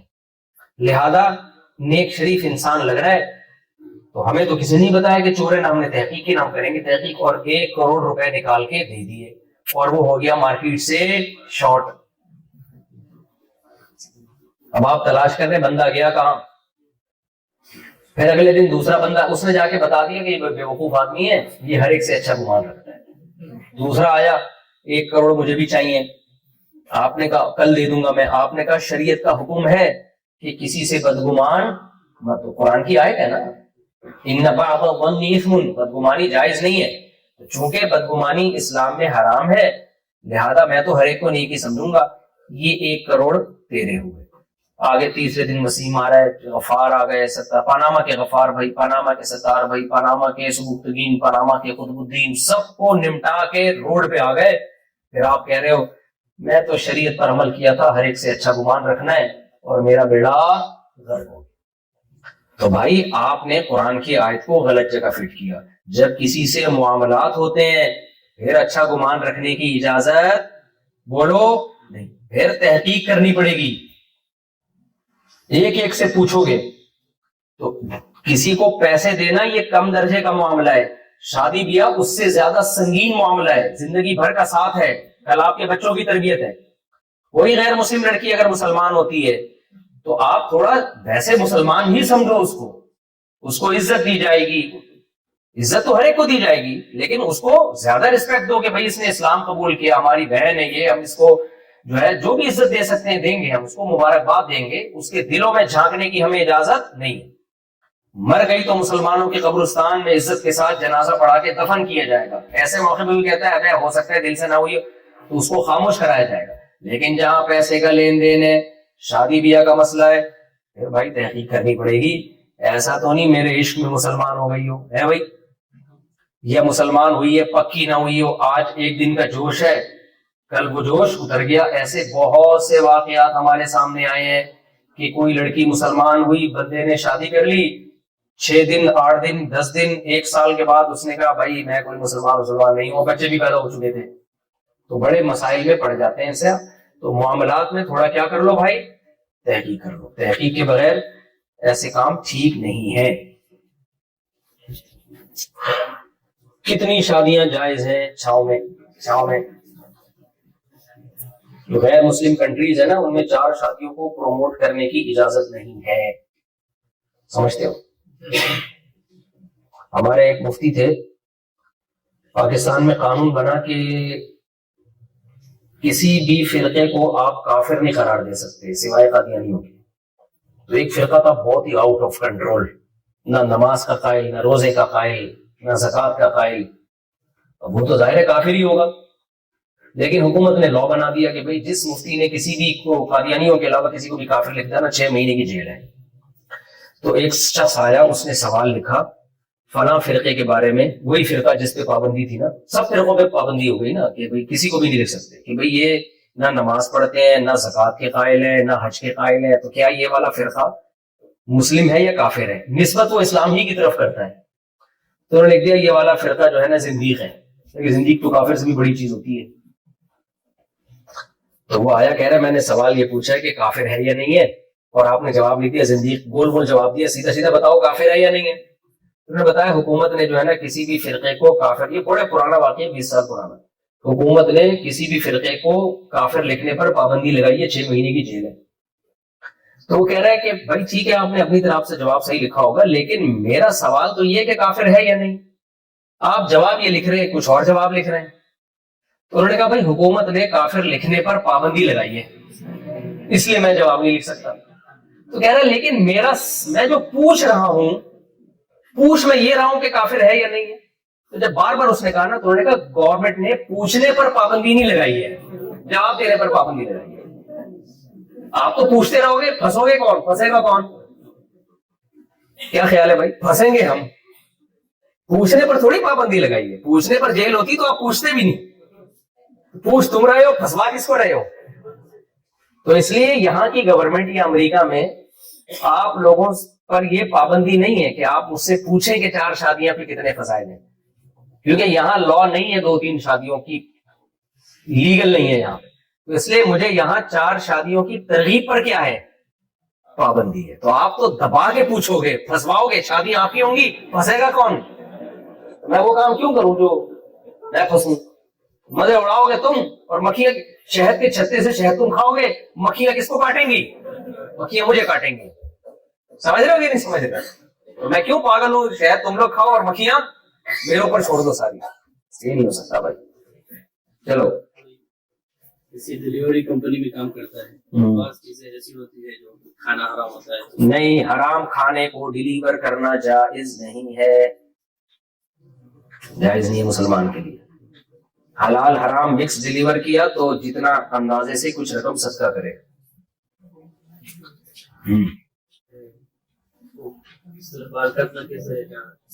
اچھا, شیئرز کے کاروبار میں ایک چیز رہ گئی تھی. اگر آپ کی کمپنی بینکوں میں انویسٹ کر کے سود بھی لے رہی ہے, حلال کاروبار ہے لیکن کچھ حلال کے ساتھ ساتھ تھوڑا سا حرام بھی چلا رہی ہوتی ہے, تو پھر اپنے پروفٹ سے تھوڑا سا چند فیصد صدقہ بھی کرو. بہت تھوڑا ہی ہوتا ہے وہ, کیونکہ بینک کمپنیاں جو ہے نا بینکوں میں پیسہ رکھتی ہیں, تو تھوڑا بہت ان کو سود بھی مل رہا ہوتا ہے. وہ سود ڈیوائڈ ہو کے بہت تھوڑا تھوڑا پرسنٹیج جاتی ہے, لیکن جاتی تو ہے نا. تو اپنی ارننگ کو حلال ہونے کے لیے ضروری ہے کہ کچھ رقم سال میں نا ایک چھوٹا سا اندازے سے ثواب کی نیت کے بغیر تھوڑی بہت رقم صدقہ کر دیا کرو, اس نیت سے کہ میرے پروفٹ میں جو تھوڑا سا سود شامل ہو گیا ہے اس سے میری رقم پاک ہو جائے. جی, اسٹائل سے بال کٹوانا بھائی ٹھیک نہیں ہے. حدیث میں آتا ہے نبی صلی اللہ علیہ وسلم نے کہیں سے سر منڈانا, کہیں سے بال رکھنے کو ناجائز قرار دیا ہے. تو اسی حکم میں یہ بھی داخل ہے کہ کہیں سے بال چھوٹے کرانا, کہیں سے بڑے کرانا. تو بالوں کی 3 صورتیں ہیں, یا تو بالکل پٹے والے بال رکھیں, سارے بال پیچھے لے جائیں آپ, پھر صرف یہاں سے کاٹا کریں. آپ بالوں کا کنارہ ہلکا ہلکا کاٹ لینا تاکہ صحت مند ہو جائے, وہ ٹھیک ہے. تو یہاں سے جیسے میں کاٹتا ہوں, یہاں سے کاٹتا ہوں, جب عمرہ کرتا ہوں نا یہاں سے کاٹتا ہوں, پھر اگلے عمرے میں یہاں سے کاٹ لیے, یہ پوری لائن لگا کے پیچھے, ٹھیک ہے نا. یہ طریقہ ہے. دوسرا طریقہ بال چھوٹے رکھیں جیسے آپ لوگوں نے رکھے ہوئے ہیں, یہ بال جب آپ کٹوائیں گے تو چاروں طرف سے برابر. تیسرا طریقہ ہے پورا ایئرپورٹ بنا دیں, پتہ ہی نہیں چلے منہ شروع کہاں سے ہو رہا ہے ختم کہاں ہو رہا ہے. ایسے بھی لوگ ٹینڈ کرا کے رکھیں آپ. یہ 3 طریقے ہیں. آڑے ترچنا بال بنائے, یہاں سے یوں نکلے ہوئے, یہاں سے یہ جا رہے ہیں, یہ ٹھیک نہیں ہے. کسی کے سر پہ بال نہ ہو تو بال لگوا سکتے ہیں, کسی کے سر پہ بال نہ ہو تو مصنوعی بال لگائے جا سکتے ہیں, کسی سے ادھار لے کر نہیں لگائے جا سکتے. صریح حدیث میں اس پر لعنت وارد ہوئی ہے. اپنے ہی بال لگوائے جا سکتے ہیں, لیکن وہ تو وہ لگائے گا جس کے کچھ ہوں. اب ڈاکٹر یہاں کے بال لے کے یہاں لگا دیتے ہیں, یہ جائز ہے, لیکن جس کے بال ہی نہیں ہے تو وہ کس سے ادھار لے گا بال, وہ جائز نہیں ہے, اور وہ میڈیکلی بھی بہت نقصان دہ ہے. یا مصنوعی لگا لیں وہ بھی ٹھیک ہے. وہ بینک والے ہیں جب آپ کارڈ استعمال کرتے ہیں تو آپ کو پوائنٹس دیتے ہیں, پوائنٹس کے ذریعے سے ہوائی جہاز کا ٹکٹ خریدتے ہیں. نہیں, یہ جائز نہیں ہے. بینک والے جب آپ کارڈ استعمال کرتے ہیں تو پوائنٹس دیتے ہیں, وہ اصل میں قرضہ ہی ہوتا, قرضے پر ہی ایک پہلے سے طے شدہ پروفٹ ہوتا ہے. ٹھیک نہیں ہے یہ. سفر میں اثر کی نماز, لیکن یہ مسئلہ جو ہے یہ 1 سال پہلے ہم نے اس کی تحقیق کی تھی. اب کیا ہو رہا ہے, میں دوبارہ ذرا اس کی تحقیق کروں گا, اس کو حرف آخر نہ سمجھیں کہ اب بینکوں میں کیا سسٹم چل رہا ہے, کیونکہ پہلے کچھ تھا پھر اس میں چینجنگ ہوئی تھی. تو جو بینک کے کارڈ استعمال کرنے پر جو پوائنٹس ملتے ہیں نا, یہ مسئلہ میرے ذمہ ہے, یہ میں دوبارہ انشاءاللہ تھوڑی مزید تحقیق کر کے جواب دوں گا اس کا. سفر میں اثر کی نماز شافعی وقت میں, ہاں, سفر میں عصر کی نماز شافعی وقت پہ ادا کرنا جائز ہے, اس میں کوئی حرج نہیں ہے, کیونکہ وہ صرف امام شافعی کا قول نہیں ہے. احناف میں بھی صاحبین جو ہے امام ابو حنیفہ کے شاگرد, ان کا قول ہے. خود امام ابو حنیفہ سے بھی ایک روایت ہے, اور دلیل کے لحاظ سے بھی بہت مضبوط قول ہے. وہ صحیح ہے, بخاری صحیح مسلم کی حدیث ہے کہ جبریل علیہ السلام نے جو نماز پڑھائی مثل اول پہ پڑھائی ہے, جب ہر چیز کا سایہ ایک مثل ہو گیا تو اس کے بعد عصر پڑھائی ہے. باقی امام صاحب کا جو دوسرا قول ہے جو ہمارے یہاں مشہور قول ہے کہ 2 مثل جب سایہ ہو جائے تو وہ بھی مضبوط ہے.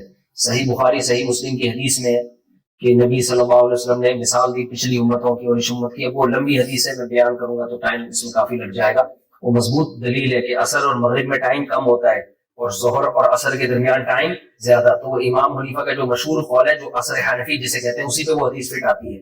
دونوں قول ملتے ہیں. احتیاط اسی میں ہے کہ دیر سے عصر کی نماز پڑھی جائے جیسے کہ مثل ثانی پہ ہم پڑھتے ہیں. اس سے تمام اقوال اور تمام حدیثیں اس پہ منطبق ہو جاتی ہیں. لیکن اگر اول وقت میں بھی پڑھ لی جائے تو بھی ٹھیک ہے, کوئی حرج نہیں ہے. جیسے سعودی عرب میں ہم اول وقت میں ہی پڑھتے ہیں جماعت کی وجہ سے, حرم میں اول وقت میں ہی پڑھتے ہیں, تو سفر میں بھی اول وقت میں پڑھتے ہیں, تو کوئی حرج نہیں ہے اس میں. عام حالات میں بھی اول وقت میں پڑھی جا سکتی ہے, صرف سفر کے ضروری نہیں ہے.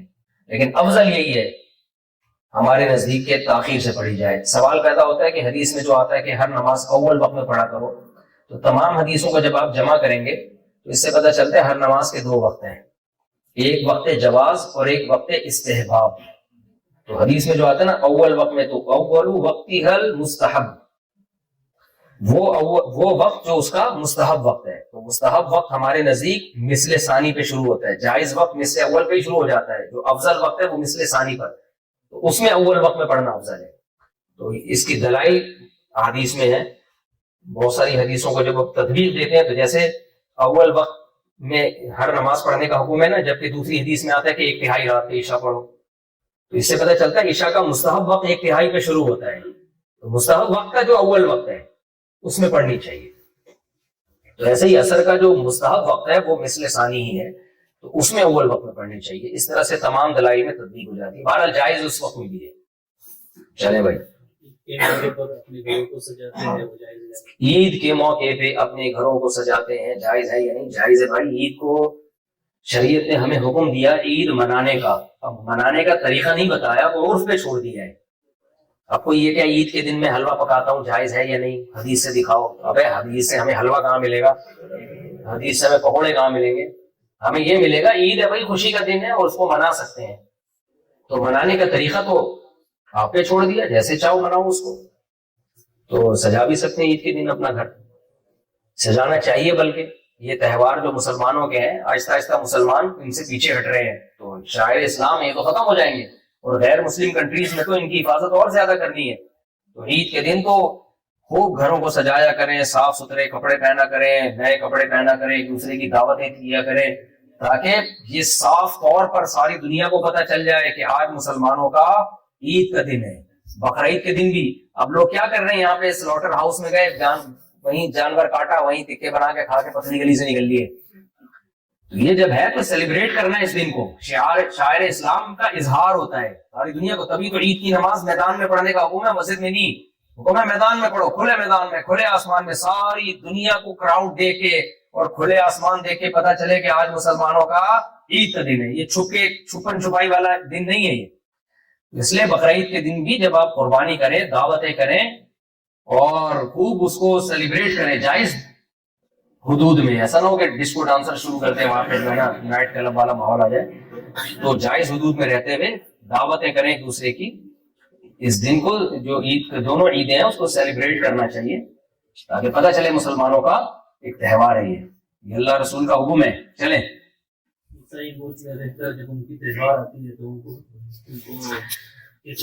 دیکھیں, کسی بھی جو دوسرے مذہب ہیں ان کے تہواروں میں ان کو سیلیبریٹ کرنا جائز نہیں ہے. مذہبی تہواروں میں نفرت کی اجازت نہیں ہے, لیکن اس میں ان کے ساتھ شرکت بھی جائز نہیں ہے, تاکہ اسلام اور دوسرے مذاہب آپس میں مرج نہ ہونے پائے. اب اس پہ غیر مسلم اعتراض کرتے ہیں, ہم تو تمہیں عید مبارک کہتے ہیں, تم کیوں نہیں کرتے؟ بھائی تمہارے مذہب میں پابندی نہیں ہے, ہمارے میں کیا ہے پابندی. اس کی مثال ہے, اگر کوئی غیر مسلم ہمارے ساتھ آئے, نماز پڑھے, ہم تھوڑی روکیں گے اس کو. لیکن وہ ہمیں کیا, مندر میں جاؤ بھگوان کی عبادت کرو, تو ہم کر لیں گے. کہیں گے بھائی ہمارا مذہب اس کی اجازت نہیں دیتا. تو تہواروں میں خدا نخواستہ دشمنی کسی سے نہ کریں. اگر وہ آپ کو اپنے تہوار میں کوئی گفٹ دیتا ہے تو وہ لے بھی لیں, کیونکہ گفٹ واپس کرنا یہ بد اخلاقی ہے. لیکن اسلام اور غیر اسلام مرج نہ ہو جائے آپس میں. سمجھتے ہیں کہ نہیں سمجھتے؟ تو یہ اپنا تشخص باقی رکھنا ضروری ہے. ہاں آپ ویسے ان کی مدد کریں غیر مسلموں کی، صدقات و خیرات کے ذریعے، کوئی بیمار ہو بیمار پرسی کریں، کوئی مر جائے تو اس کی تعزیت بھی جائز ہے، اس کی تعزیت بھی کر سکتے ہیں. تو ہر طرح سے آپ اچھے اخلاق کا مظاہرہ کریں. جہاں مذہب کا معاملہ آئے گا تو اسلام کو ایک باؤنڈری ہے. مذہب کے معاملے میں کیا ہے، ہمارا مذہب بالکل ایک الگ ہے، اس میں ہم دوسروں کے ساتھ خلط ملط نہیں ہو سکتے. البتہ جہاں مجبوری ہو، کوئی خطرہ ہو نقصان کا، تو پھر ایک الگ بات ہے. چلیں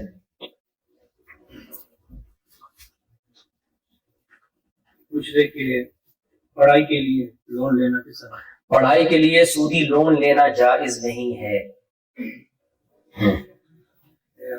کوئی عمرے کے لیے گیا اور 2-3 عمرے ساتھ میں کیے تو ہر بار کو کوئی شخص عمرے کے لیے گیا اور 2-3 عمرے ساتھ میں کیے تو کیا ہر بار بال کٹانا پڑیں گے؟ بالکل ہر بار بال کٹانا پڑیں گے. تبھی تو میں نے اتنے بڑے بال رکھے ہوئے ہیں. میں نے ایک دفعہ بال کٹائے تو بھی اتنے بڑے تھے. ایک آدمی نے کہا آپ نے عمرہ کر لیا؟ میں نے کہا کر لیا. کہہ رہے بال نہیں کٹائے؟ میں نے کہا کٹائے. کہہ رہے اس میں تو 6 عمرے اور ہو سکتے ہیں، یہ کیسے کٹائیں؟ میں نے کہا ہم نے بڑے بال رکھے اس لیے کہ بال ہوتے ہوئے بھی 6-7 عمرے ہم نمٹا سکتے ہیں. اب لوگوں کے چھوٹے بال ہوتے ہیں اور کم سے کم 1 انچ بال کاٹنا لازم ہے احرام سے نکلنے کے لیے. 1 انچ بال اور 1/4 سر کے بال، یعنی سر کے 25% بال کم سے کم 1 انچ کٹیں گے تو آپ احرام سے نکلو گے. لوگ اتنی سی چھٹیاں پکڑ کے کاٹ رہے ہوتے ہیں، یہ جائز نہیں ہے. یہ چھوٹے بال ہیں ان میں مشین پھروا رہے ہوتے ہیں، یہ بھی جائز نہیں ہے. کم سے کم کتنے بال کٹیں گے؟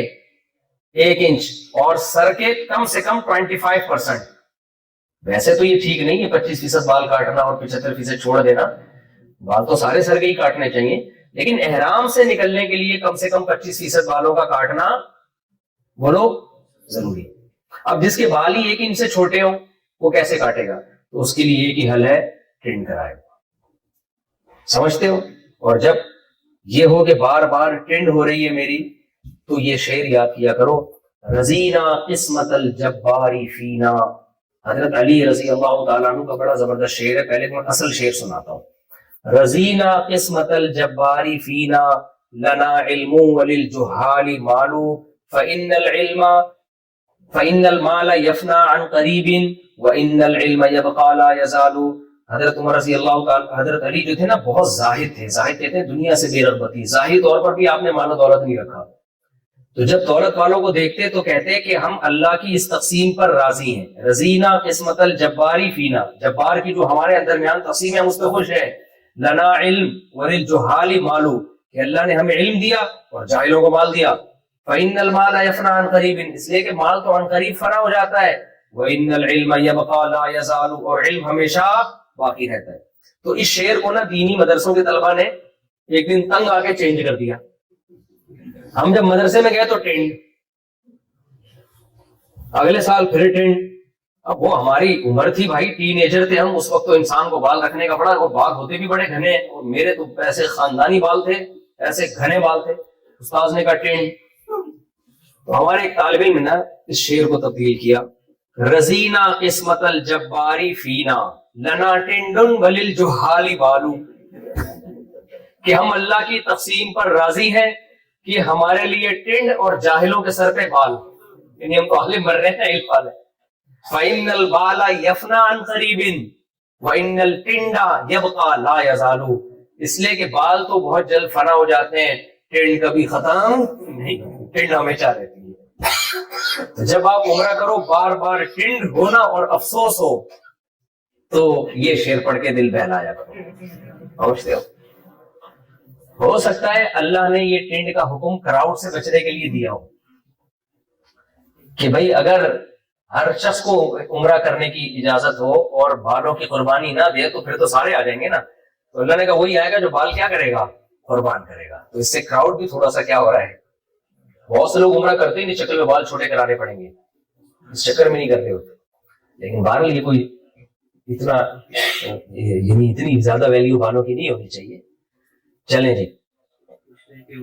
عید کے دن اپنے گھروں کو سجانا، جیسے کہ لائٹیں لگانا. ہاں عید کے دن اپنے گھروں کو سجانا، لائٹیں لگانا جائز ہے بھائی. سجانے کا جب سیلیبریٹ کرنا ہے تو اسی طرح سے تو سیلیبریٹ ہوتا ہے، تو لائٹیں لگاؤ، پتیاں لگاؤ یا پھول لٹکاؤ، جو مرضی کرو. ہر چیز کو تھوڑی شریعت بتائے گی کہ یہ کرو وہ کرو. عید میلاد النبی جو ہے وہ ہمارے نزدیک وہ منانا ٹھیک نہیں ہے, کیونکہ اسلام میں صرف کتنی عیدیں ہیں؟ 2 عیدیں. وہ تو ایک طرح کی سالگرہ ہو گئی نا. پھر چلیے, اگر فٹ بال کھیل رہا ہے اور گول اس نے کیا, ہاں تو سجدے کے ذریعے سے اس کو سیلیبریٹ کر سکتے ہیں. بھائی فٹ بال کھیلتے ہوئے گول کیا اور سجدہ کرنا, دیکھو سجدہ شکر جائز ہے, کوئی حرج نہیں ہے اس میں تو, لیکن باوضو ہونا چاہیے اس کے لیے, سمجھتے ہو, اور قبلے کی طرف رخ ہونا چاہیے. بٹ کوائن کا جو سوال ہے جی اس کی وجہ دیکھیں, بٹ کوائن کی بہت ساری وجوہات ہیں, میں بات کروں گا بڑی لمبی. یہ ہوائی چیز ہے, ایک ہوائی, یہ جو کہتے ہیں نا کہ نہیں یہ بہت مضبوط ہاتھوں میں ہے اور یہ جو ہے اس کو کوئی ختم نہیں کر سکتا ہے, ایسا نہیں ہے. ہم نے اس پہ بہت ریسرچ کی ہے. یہ دیکھو پیسوں سے مقصد چیزیں ہوتی ہیں, سمجھتے ہو نا, پیسوں سے مقصد کیا ہوتی ہیں؟ چیزیں. یہاں یہ خود ہی مقصود بنی ہوئی ہے. تو علماء اس کو حرام نہیں کہتے, علماء کہتے ہیں اس کے جائز ہونے کی اب تک ہمارے پاس واضح دلیل نہیں ہے. جب تک نہیں ہے اس سے ایوائڈ ہی کیا جائے گا, اجتناب ہی کیا جائے گا. اور میں نے بٹ کوائن میں انویسٹمنٹ کرنے والوں کو اوپر سے کھسکتا ہوا دیکھ لیا ہے, جنہوں نے لاکھوں روپے لگائے اور وہ دھڑام سے نیچے آئے اور پھر اوپر کی سیٹنگ ان کی کیا ہو گئی, کروڑوں اربوں روپے کا نقصان ہوا ان کو. تو اس لیے ایسا کام مت کرو, تمیز سے زندگی گزارو, ہنسی خوشی. صحیح حدیث ہے نبی صلی اللہ علیہ وسلم, جس حدیث کا مفہوم ہے کہ آپ صلی اللہ علیہ وسلم وہ چیز جس میں نفع یقینی ہوتا اس کو اختیار کرتے اور جو غیر یقینی ہوتا ہمیشہ اس کو چھوڑ دیتے. تو بٹ کوائن کا جو پروفٹ ہے نا, ہو سکتا ہے آپ کروڑ ارب پتی بن جاؤ, یہ بھی ہو سکتا ہے کہ آپ کو اپنی چڈی بنیان بھی بیچنی پڑے مارکیٹ میں جا کے. یہ ہو نہیں سکتا, نظر آ رہا ہے یہ. اس لیے ہوائی چیزیں ان سے اجتناب کرو, تمیز سے پیسے لو, چیزیں خریدو بیچو, جو تمیز والا طریقہ ہے. جیسے کہ یہاں پر کرسمس پہ عیسائی اپنے گھروں میں. اچھا سوری میں ایک بات کاٹ رہا ہوں, بلاک چین کے بارے میں نے ایک بیان کیا تھا کہ یہ ناجائز ہے, تو کسی نے میرے اس بیان کے خلاف بیان کیا ہے. جو بلاک چین نہیں ہوتی, ایک وہ آپ نے 4 آدمیوں کو ایک چیز بیچی, پھر وہ آگے ایک چار کو بیچیں گے, اس کا بھی پروفٹ آپ کو ملے گا. میں نے اس کو فتویٰ دیا تھا کہ ناجائز ہے. اس پہ کسی نے میرے خلاف کلپ بنایا بھی, چند دن پہلے کلپ آیا کہ ان کو یہ نہیں پتا, ان کو یہ نہیں پتا, اور یہ تو یہ بات ہے, اس کا یہ جواب ہے. تو لوگ مجھے وہ کلپ بھیج رہے ہیں. ہم نے جب اس کے ناجائز ہونے کا فتویٰ دیا ہے نا, اس کے تمام پہلوؤں پہ غور کر کے, تو جنہوں نے بھی میرے خلاف کلپ بنایا ہے میں ان سے یہ کہوں گا کہ سارے دلائل پہ بحث ہو چکی ہے, اور یہ نئی چیز نہیں ہے. گولڈن کی کے نام سے یہ سن 2000 میں یہ کراچی میں یہ بزنس آیا تھا. تو میں ان کے آفس گیا تھا, وہاں میں نے ان کے لیکچر سنے, پورا اس بزنس کو A to Z اچھی طرح سمجھا ہے. اس کے بعد ہم نے اس کے ناجائز ہونے کا فتویٰ دیا ہے. اور ہماری عادت یہ ہے خاص طور پر ہمارے علماء کی, کہ کسی بھی کاروبار میں جائز ناجائز 2 پہلو نکل رہے ہوں تو ہم ہمیشہ جائز والے پہلو کو ترجیح دیتے ہیں. حتی الامکان کوشش کرتے ہیں کہ اس کو جائز قرار دیا جائے تاکہ لوگوں پہ رزق کے دروازے بند نہ ہو. سمجھتے ہو کہ نہیں سمجھتے؟ ہم اس میں احتیاط پہ نہیں بلکہ گنجائش کو لیتے ہیں تاکہ لوگوں پہ رزق کے دروازے بند نہ ہو. لیکن جہاں گنجائش بند ہی نہیں رہی ہوتی تو پھر وہاں ہم کہتے ہیں کہ ناجائز ہے. بلکہ پیسوں کی لین دین کے معاملے میں تو ہم نے اتنی وسعت دی ہے کہ فقہ حنفی میں نہیں ملتا, فقہ شافعی سے لے لو, ٹھیک ہے نا, فقہ مالکیہ سے لے لو, تاکہ لوگوں پہ روزگار کے دروازے بند نہ ہو. کہیں سے بھی گنجائش ملتی ہے, کوئی لاجک بنتی ہے کسی بھی طرح سے اس کو جائز قرار دینے کی, تو ہم اس کی کوشش کرتے ہیں. تو اور فقہ حنفی کا ہی یہ قاعدہ ہے کہ اگر کوئی بھی چیز سوسائٹی میں رائج ہو جائے نا, خرید و فروخت میں, سر نکاح طلاق کے احکام میں چلے جائیں, خرید و فروخت کے معاملات میں خود فقہ حنفی کا یہ قاعدہ ہے کہ اگر کوئی چیز سوسائٹی میں رائج ہو گئی ہے اور لوگ کا رزق اس سے وابستہ ہو گیا ہے تو اس میں گنجائش کے پہلو کو ترجیح دی جائے گی, چاہے فقہ مالکیہ سے ہو فقہ شافعیہ سے ہو. تو قریب سے بھی حدیث سے ہمیں گنجائش مل رہی ہوتی ہے, ہم دے دیتے ہیں. لیکن جو گولڈن کی کا جو بزنس چل رہا ہے اس کی گنجائش مل نہیں رہی ہے. وجہ اس کی یہ ہے کہ آپ 4 آدمیوں کو بیچو گے، ان کا کمیشن آپ کو ملتا ہے، سمجھ میں آتا ہے. اگلے 4 جب وہ 4 کو بیچیں گے، ان کا کس کھاتے میں آپ کمیشن آپ کے لیے حلال ہو گیا؟ وہ کس کھاتے میں مل رہا ہے آپ کو؟ سمجھ رہے؟ وہ تو آپ کا کوئی عمل ہی نہیں ہے. یہ اس کے ناجائز ہونے کی بہت بڑی دلیل ہے. اور وہی چیز جو مارکیٹ میں سستی مل رہی ہے، آپ مہنگی کر کے اس لالچ پہ بیچ رہے ہو، آپ خرید رہے ہو کہ میں 4 کو آگے پہناؤں گا، یہ بیچوں گا میں، اس لیے آپ زیادہ پیسے لگا رہے ہو اس میں. حالانکہ آگے 4 کو بیچنا نہ بیچنا یہ آپ کے اختیار میں نہیں ہے. اس پہ کسی نے کہا نہیں ہم اسی مارکیٹ ویلیو پہ بیچ رہے ہیں جو جس پہ دوسرے بیچ رہے ہیں. تو بھائی یہ تو ایک ناجائز ہونے کی دلیل تھی، یہ ایک دلیل. اگر باقی اسی ویلیو پہ بھی بیچ رہے ہو پھر بھی ناجائز ہے، لیکن ہوتا نہیں ہے ایسے. کیونکہ اگر اسی پہ بیچ رہے ہوتے تو یہ پخ لگانے کی کیا ضرورت تھی کہ 4 کو بیچو گے تو تھوڑا سا پروفٹ رکھ کے بیچا جاتا ہے اضافی. چلو بھائی، کہ عید کے موقع پر اپنے گھروں کو سجانا، کچھ گھروں پہ دیکھا گیا کہ جس طرح کے عیسائی لوگ اپنی کرسمس پہ درخت لگاتے ہیں، تو بعض لوگوں کو یہ بھی دیکھا گیا کہ لوگ اپنے عید کے موقع پر درخت لگاتے ہیں. اچھا دیکھیں، گھروں کو سجانا کسی بھی طرح سے جائز ہے، لیکن کسی ایسے طریقہ اختیار کرنا جو غیر مسلموں کا شعار ہے، جو ان کی مذہبی رسم ہے. اب جیسے عیسائی لوگ درخت لگاتے ہیں تو آپ یہ کام نہیں کر سکتے، کیونکہ مذہبی چیزوں میں دوسری قوموں کی مشابہت سے اللہ نے ہمیں، رسول صلی اللہ علیہ وسلم نے ہمیں منع کی. قوموں کی مشابہت نہیں، مذہبی چیزوں میں، سمجھ رہے ہیں؟ تو میں اس لیے کہہ رہا ہوں کہ اگر عیسائی لوگ اپنے گھروں میں بتیاں لگاتے ہیں تو آپ بھی لگا سکتے ہو. بتیاں تو کوئی شعار تھوڑی ہے ان لوگوں کا، وہ مذہبی شعار تھوڑی ہے.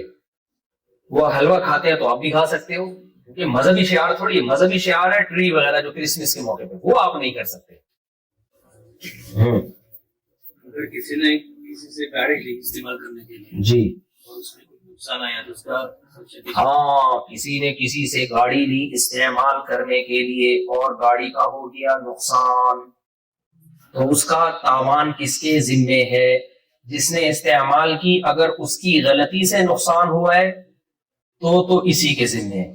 قدرتی طور پہ نقصان ہوا ہے تو پھر اس کے ذمے نہیں ہے، کیونکہ جب آپ کوئی چیز لیتے ہو کسی سے تو وہ آپ کے پاس بطور امانت ہوتی ہے، اور امانت کی چیز میں اگر نقصان ہو جائے تو جس کے پاس امانت ہوتی ہے وہ ذمہ دار نہیں ہوتا. جیسے آپ نے کسی کو لاکر میں پیسے رکھوا دیے، یہ 1 لاکھ روپے اپنے لاکر میں رکھو، اس نے لاکر میں رکھے، اتفاق سے گھر میں چوری ہو گئی، اس کی غلطی نہیں تھی، اس میں ایسا نہیں لاکر ہی گلی میں لگایا وہ اس نے، اس کی غلطی کے بغیر چوری ہو گئی تو بھائی اس کے ذمہ نہیں ہے، جس کے پیسے بچ گئے وہ. تو کیونکہ امانت ہے ہی اعتماد کی بیس پہ، تو جب عاریتاً کوئی چیز لی استعمال کے لیے تو اگر آپ کی غلطی نہیں ہے اور اس کو نقصان ہو گیا تو پھر آپ اس نقصان کے ذمہ دار نہیں. آپ نے غلطی سے کی، اپنی غلطی سے ہوا ہے، آپ کی کوتاہی تھی اس میں. گاڑی بغیر لاک کے آپ نے باہر کھڑی کر دی، لاک لگائے بغیر، پھر چوری ہو گئی تو آپ کو دینی پڑے گی، تم نے لاک کیوں نہیں کیا گیٹ اس کا. چلیں جی، مچھلی کھا سکتے ہیں دوسرے باقی چیزیں. ہاں کہہ رہے جی احناف کے نزدیک مچھلی کے علاوہ باقی چیزیں حلال کیوں نہیں ہیں سمندر میں. آپ لوگ تھکے تو نہیں؟ اس لیے حلال نہیں ہے کہ نبی صلی اللہ علیہ وسلم نے ارشاد فرمایا احلت لکم احلت لنا میتتان السمک والجراد. اللہ نے ہمارے لیے 2 قسم کے مردار کو حلال کیا ہے. دیکھو اسلام میں جتنے جانور ہیں ذبح کیے بغیر نہیں کھا سکتے آپ. ذبح کیے بغیر جو جانور کو مارا جائے وہ مردار کہلاتا ہے.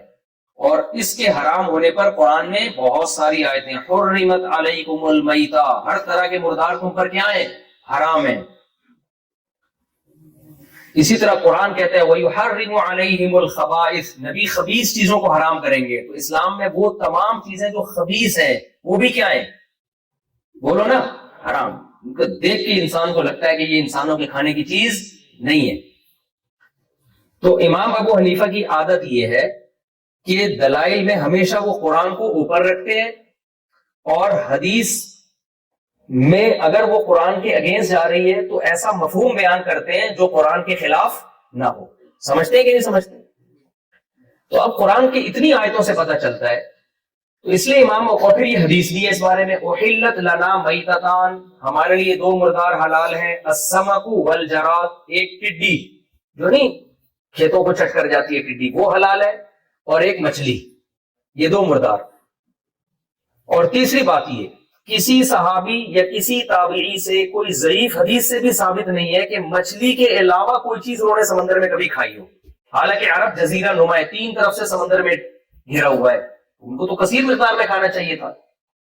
چوتھی بات یہ کہ اگر سمندر کی مخلوق میں مچھلی کے علاوہ سب چیزیں حلال ہیں تو پھر مگرمچھ اور کچھوا بھی حلال ہونا چاہیے، کیونکہ کیکڑا بھی 24 گھنٹے پانی میں تھوڑی رہتا ہے، کبھی پانی میں کبھی پانی سے باہر. تو مگرمچھ بھی زیادہ تر پانی میں اور کبھی کبھی انجوائے کرنے کے لیے پانی سے باہر بھی آتا ہے. اور پانی کا کچھوا بھی ایسا ہی ہے، اندر رہتا ہے، کبھی کبھی مارکیٹ میں باہر بھی آتا ہے. تو پھر کچھوے کے انڈے بھی. اور پھر سمندر سے ایسا گند بھی نکلتا ہے جس کو چائنا والے بھی نہیں کھاتے ہوں گے، سب حلال ہو جائے گا.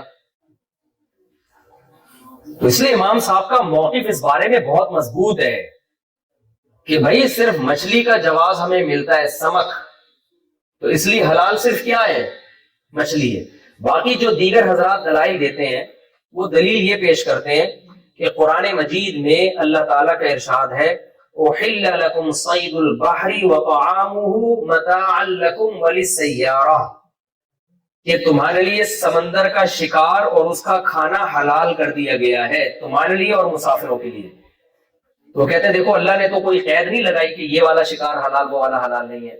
تو اس کا جواب امام صاحب اور صاحبین کی طرف سے یہ ہے کہ اس میں ہر قسم کا شکار داخل نہیں ہے.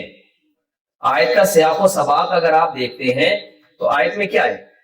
اللہ نے اس میں جو احرام کی پابندیاں ہیں ان کا تذکرہ ہو رہا ہے. حرم علیکم صید البر ما دمتم حرما، کہ جب تک تم احرام کی حالت میں ہو خشکی کا شکار تمہارے لیے حلال نہیں ہے، سمندر کا حلال ہے. تو یہ احرام کی پابندیوں کے بارے میں بتایا جا رہا ہے کہ احرام کی شکار سے متعلق پابندیاں سمندر کے جانور پہ لاگو نہیں ہوتی، خشکی کے جانور پہ لاگو ہوتی ہیں. اس آیت کا یہ مفہوم نہیں ہے کہ سمندر کی ہر چیز حلال ہے یا حرام ہے، اس کا اس آیت سے کوئی تعلق نہیں ہے. سمجھ میں آ رہی ہے بات کہ نہیں آ رہی ہے؟ صرف یہ بتایا جا رہا ہے کہ تم احرام کی حالت میں سمندر میں شکار کر سکتے ہو، خشکی کا شکار احرام کی حالت میں نہیں کر سکتے، چاہے جانور حلال ہو حرام ہو، اس سے بحث نہیں ہے. سمجھتے ہو کہ نہیں سمجھتے؟ اور باقی جو دوسری حدیث ہے کہ نبی صلی اللہ علیہ وسلم سے پوچھا گیا کہ کیا ہم سمندر کے پانی سے وضو کر سکتے ہیں؟ آپ نے فرمایا کہ طہور ماؤہ والحل میتتہ، یہ سمندر کا پانی سے وضو کر سکتے ہو کیونکہ اس کا پانی حلال اور اس کا مردہ بھی پاک ہے، یعنی اس کا پانی بھی پاک ہے اور اس کا مردہ بھی کیا ہے؟ حلال ہے. انہوں نے کہا دیکھو نبی نے تو نہیں فرمایا مچھلی بلکہ سمندر کے مردار کے بارے میں کہا. تو ہم کہتے ہیں یہ حدیث اصل میں صحابی کا سوال تو وضو کے متعلق تھا، تو اس میں آپ صلی اللہ علیہ وسلم نے ایک اور چیز بتا دی کہ سمندر میں تو مردار بھی حلال ہے، تو اس میں ہر طرح کا مردار داخل ہو بھی سکتا ہے نہیں بھی ہو سکتا. تو ہمارے پاس کوئی یقینی دلیل نہیں ہے کہ اس میں ہر طرح کا مردار داخل ہے، یہ کوئی یقینی دلیل نہیں ہے. تو اس لیے قرآن کو اور جو دیگر احادیث ہیں اور ان دلائل کو چھوڑا نہیں جا سکتا. تو اس سے وہ مردار مراد ہے جو معروف تھا صحابہ کے دور میں، سمندر کا مردار جو سب کھایا کرتے تھے. تو وہ مردار کون سا تھا؟ مچھلی. سمجھتے ہو کہ نہیں سمجھتے ہو؟ تو اس لیے یہ موقف بہت مضبوط ہے کہ سمندر کی صرف مچھلی حلال ہے، مچھلی کے علاوہ چیزیں حلال نہیں ہیں. وہ چائنا والوں ہی کو چھوڑ دے وہ کھانے کے لیے. ہاں چونکہ اس میں جمہور ان کا اختلاف ہے، باقی ائمہ کے نزدیک جائز ہے دلائل کے لحاظ سے، امام حنیفہ اور جو صاحبین. اچھا ایک اور بات ہے، بہت سے مسائل میں امام ابو حنیفہ کے شاگردوں نے امام صاحب سے اختلاف کیا ہے، بہت سے مسائل ہیں، لیکن جس مسئلے میں دونوں شاگرد بھی امام حنیفہ کی رائے سے متفق ہونا وہ بہت زیادہ مضبوط ہوتا ہے، دلیل کے لحاظ سے بہت زیادہ مضبوط ہوتا ہے. تو یہاں دونوں جو آپ کے شاگرد ہیں ابو یوسف اور امام محمد، وہ دونوں بھی اس مسئلے میں اپنے استاذ کی رائے سے اتفاق کرتے ہیں. تو اس لیے ہمارا موقف اس بارے میں بہت مضبوط ہے کہ سمندر کی صرف جو ہے مچھلی حلال ہے، مچھلی کے علاوہ مخلوق حلال نہیں ہے. لیکن پھر بھی ہم بڑا ظرف رکھتے ہیں، مجتہدین کا اختلاف ہے. اگر کوئی فقہ شافعی کو فالو کرتا ہے تو وہ امام شافعی کی رائے پر عمل کرتا ہے، تو پھر پورے فقہ شافعی کو فالو کرے وہ ہر چیز میں. ایک صاحب نے مجھے کہا، ابھی حنفی ہے وہ، کہہ رہے ہیں، میں نے کہا کیکڑا مت کھاؤ بھائی، جائز نہیں ہے. کہہ رہے میں کیکڑا کھانے میں شافعی ہوں. تو کیکڑا کھانے میں تم شافعی ہے، بچی کو تم نے پیار کیا تو امام شافعی کہتے ہیں وضو ٹوٹ گیا. یہاں تم حنفی ہو، اس مسئلے میں خون نکل رہا ہے امام ابو حنیفہ کہہ رہے ہیں وضو ٹوٹ رہا ہے، اس میں تم شافی بنے ہوئے ہو، اس لیے کہتے ہیں ایک فقہ کو پراپر فالو کیا جائے اور دلیل کے لحاظ سے بھی بہت مضبوط ہے. تو اس لیے اس میں جو ہے نا جو فقہ حنفی کو فالو کرتے ہیں صرف مچھلی کھائیں، مچھلی کے علاوہ کچھ بھی نہ کھائیں. رہ گیا جھینگا، مسئلہ کیکڑے کا نہیں ہے، کچھوے کا، کینڈے کا نہیں ہے، وہ کوئی بھی نہیں کھاتا. مسئلہ سارا کس کا ہے؟ مسئلہ ہے جھینگے کا. جھینگے کے بارے میں سن لیں. اب جھینگے کے بارے میں خود حنفیوں میں ہی اختلاف ہے کہ یہ حلال ہے کہ یہ نہیں ہے. جو اختلاف ہے اس کی بیس یہ ہے کہ جھینگا مچھلی میں داخل ہے یا نہیں ہے. اچھا ایک اسکالر ہے بڑے فتنے باز قسم کے، انہوں نے کہا کہ فقہ حنفی میں ویل مچھلی حرام ہے. حالانکہ ایسا نہیں ہے، جب مچھلی ہے تو کہاں سے حرام ہو گئی بھائی؟ ویل مچھلی بھی جائز ہے، بڑی مچھلیاں بھی جائز ہے، چھوٹی مچھلیاں بھی جائز ہے. جب مچھلی ہے تو جائز ہے، سمجھتے ہو. اب جھینگے کے بارے میں اختلاف ہے کہ یہ مچھلی ہے یا نہیں ہے. تو اس میں ہمارے ہی بعض بڑے بڑے اکابر اس کے قائل ہیں کہ یہ مچھلی ہے، اور لغت کی کتابوں میں لکھا ہوا ہے کہ جھینگا مچھلی. تو کہتے ہیں اس میں ہم سائنسدانوں کو یا میڈیکل سائنس کے ڈاکٹروں سے رائے نہیں لیں گے. لغت میں جب ڈکشنری میں لکھا ہے جھینگا مچھلی تو بس اتنا کافی ہے مچھلی ہونے کے لیے. اس میں ڈاکٹر کیا کہتے ہیں اور جو میڈیکل سائنس کیا کہتی ہے اس کو ہم نے لفٹ نہیں کرانی. تو وہ بھی ان کی ایک رائے ہے یہ، اور انہوں نے پیش کیا تھے دیکھو جھینگا مچھلی. ہمارے شیخ حضرت مفتی رشید احمد صاحب رحمہ اللہ تعالیٰ، اسی طرح حضرت مولانا یوسف بہاری شہید رحمۃ اللہ علیہ، اس کے مچھلی ہونے کے قائل نہیں تھے. وہ یہ کہتے تھے کہ لغت میں اگر مچھلی لکھا ہے تو اس سے مچھلی ہونا ثابت نہیں ہوتا. ایسے تو سمندری گھوڑا بھی ہے، لغت میں لکھا ہوا ہے. ہاں مچھلی سمجھ کے کچھ لوگ اس کو مچھلی کہہ رہے ہو تو پھر عرف کا اعتبار کیا جائے گا. تو عرف میں اس کو مچھلی نہیں کہا جاتا. اس کی دلیل یہ ہے کہ اگر میں کسی سے کہوں کہ مچھلی لے آؤ تو کبھی بھی جھینگا نہیں لے کر آئے گا، وہ الگ سے مجھے جھینگا بولنا پڑے گا اس کے لیے. عرف میں اس کو مچھلی نہیں سمجھا جاتا. دوسری بات یہ کہ جب یہ کسی چیز کا مچھلی ہونا یا نہ ہونا، مفتی یہ تو بتا سکتا ہے کہ مچھلی حلال ہے اور مچھلی کے علاوہ حلال ہے یا حرام ہے، یہ تو بتا سکتا ہے. یہ بتانا کہ مچھلی ہے یا نہیں یہ میڈیکل سائنس کا کام ہے. تو ڈاکٹرز یہ کہتے ہیں کہ مچھلی کی سے جھینگے کی ذرہ برابر بھی مشابہت نہیں ہے، کہیں سے بھی وہ مچھلی کا لک اس میں ہے ہی نہیں. یعنی میڈیکل سائنس تو یہاں تک کہتی ہے کہ انسان کو گدھا کہہ دینا ممکن ہے کہ انسان کے بہت سارے اعضاء اور گدھے کے بہت سارے اعضاء سیم ہیں. ریڑھ کی ہڈی ہوتی ہے دونوں میں، دونوں بعض دفعہ ڈھیٹو ڈھیٹو کرتے ہیں. جب شادی ہو جاتی ہے آدمی گھر میں کیسے ڈھیٹو ڈھیٹو کر رہا ہو. لیکن جھینگے کا کوئی عضو بھی مچھلی کے مشابہ نہیں ہے سوائے اس کے کہ دونوں زندہ ہیں. سمجھ رہے ہو، نہ ریڑھ کی ہڈی ہے، نہ گلپھڑے ہے، نہ وہ تیرتا ہے. تو میڈیکلی تو یہ امپاسبل ہے کہ اس کو جھینگا کہا جائے. پھر بھی ہم کہتے ہیں بھائی چلو میڈیکلی نہ عرف میں بھی، تو عرف میں بھی نہیں جھینگا مچھلی نہیں ہے. تو اس لیے مضبوط بات یہی ہے کہ جھینگا مچھلی بالکل بھی نہیں ہے. لیکن میں آپ کی پریشانیاں بھی دور کرنے والا ہوں،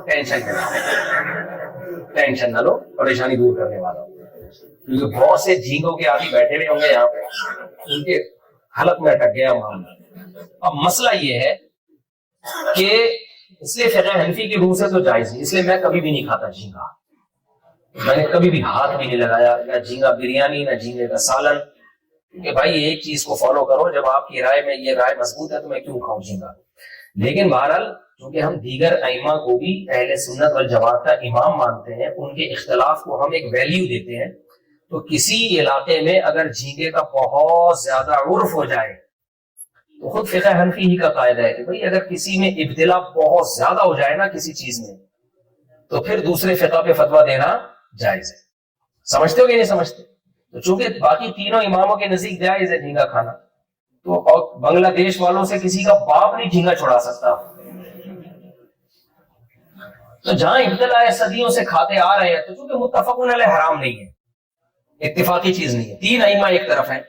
تو ایسے ہی موقع پہ ہم کہتے ہیں بھائی ٹھیک ہے، تو جھینگے کی حد تک آپ فقہ شافعی کو فالو کر سکتے ہو. کیکڑے کی طرف جانے کی کوشش سمجھ رہے ہو نہ کرو. جن کو عادت پڑ چکی ہے چھوڑ دے تو بہتر ہے. عادت پڑ چکی ہے، کھاتے آ رہے ہیں اور رواج ہے، تو اس لیے پھر وہ گنجائش ہے اس کی. جو کھا رہے ہو تو چلو، تینوں ائمہ کہتے ہیں کہ کھا لو کھا لو. ہم تو نہیں کھاتے، احتیاط کرتا ہوں.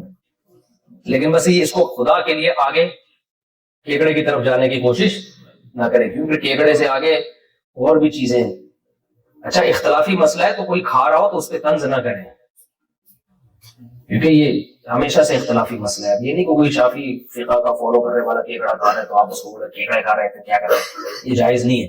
بزنس سب کا جائز ہے، سمندر کی ہر مخلوق کا بزنس آپ کر سکتے ہو، کیونکہ یہ بزنس اسی پروڈکٹ کا حرام ہے جو چاروں اماموں کے نزدیک متفق علیہ حرام ہے. کیونکہ عالم اہل اسلام میں اہل سنت والجماعت کے ائمہ اس کے بہت سے جواز کے قائل ہیں. تو بزنس جائز ہے سمندر کی ہر مخلوق کا، کتے کا جائز نہیں ہے، سب کے نزدیک کیا ہے وہ حرام ہے، سمجھتے ہو. تو باقی یہ ہے کہ آپ احتیاط کریں جینے سے تو اچھا ہے، کھا رہے ہو تو تمہاری ایسی کی تیسی. یہ لکھا ہے بھائی بعض لوگ کسی عالم کو مستقبل کے احوال کے بارے میں پوچھتے ہیں اور عالم یعنی وہ عالم نہیں ہوتا، وہ جاہل ہوتا ہے. مستقبل کا کسی کے باپ کو بھی نہیں پتا کہ کیا ہونے والا ہے، کوئی عالم نہیں جانتا.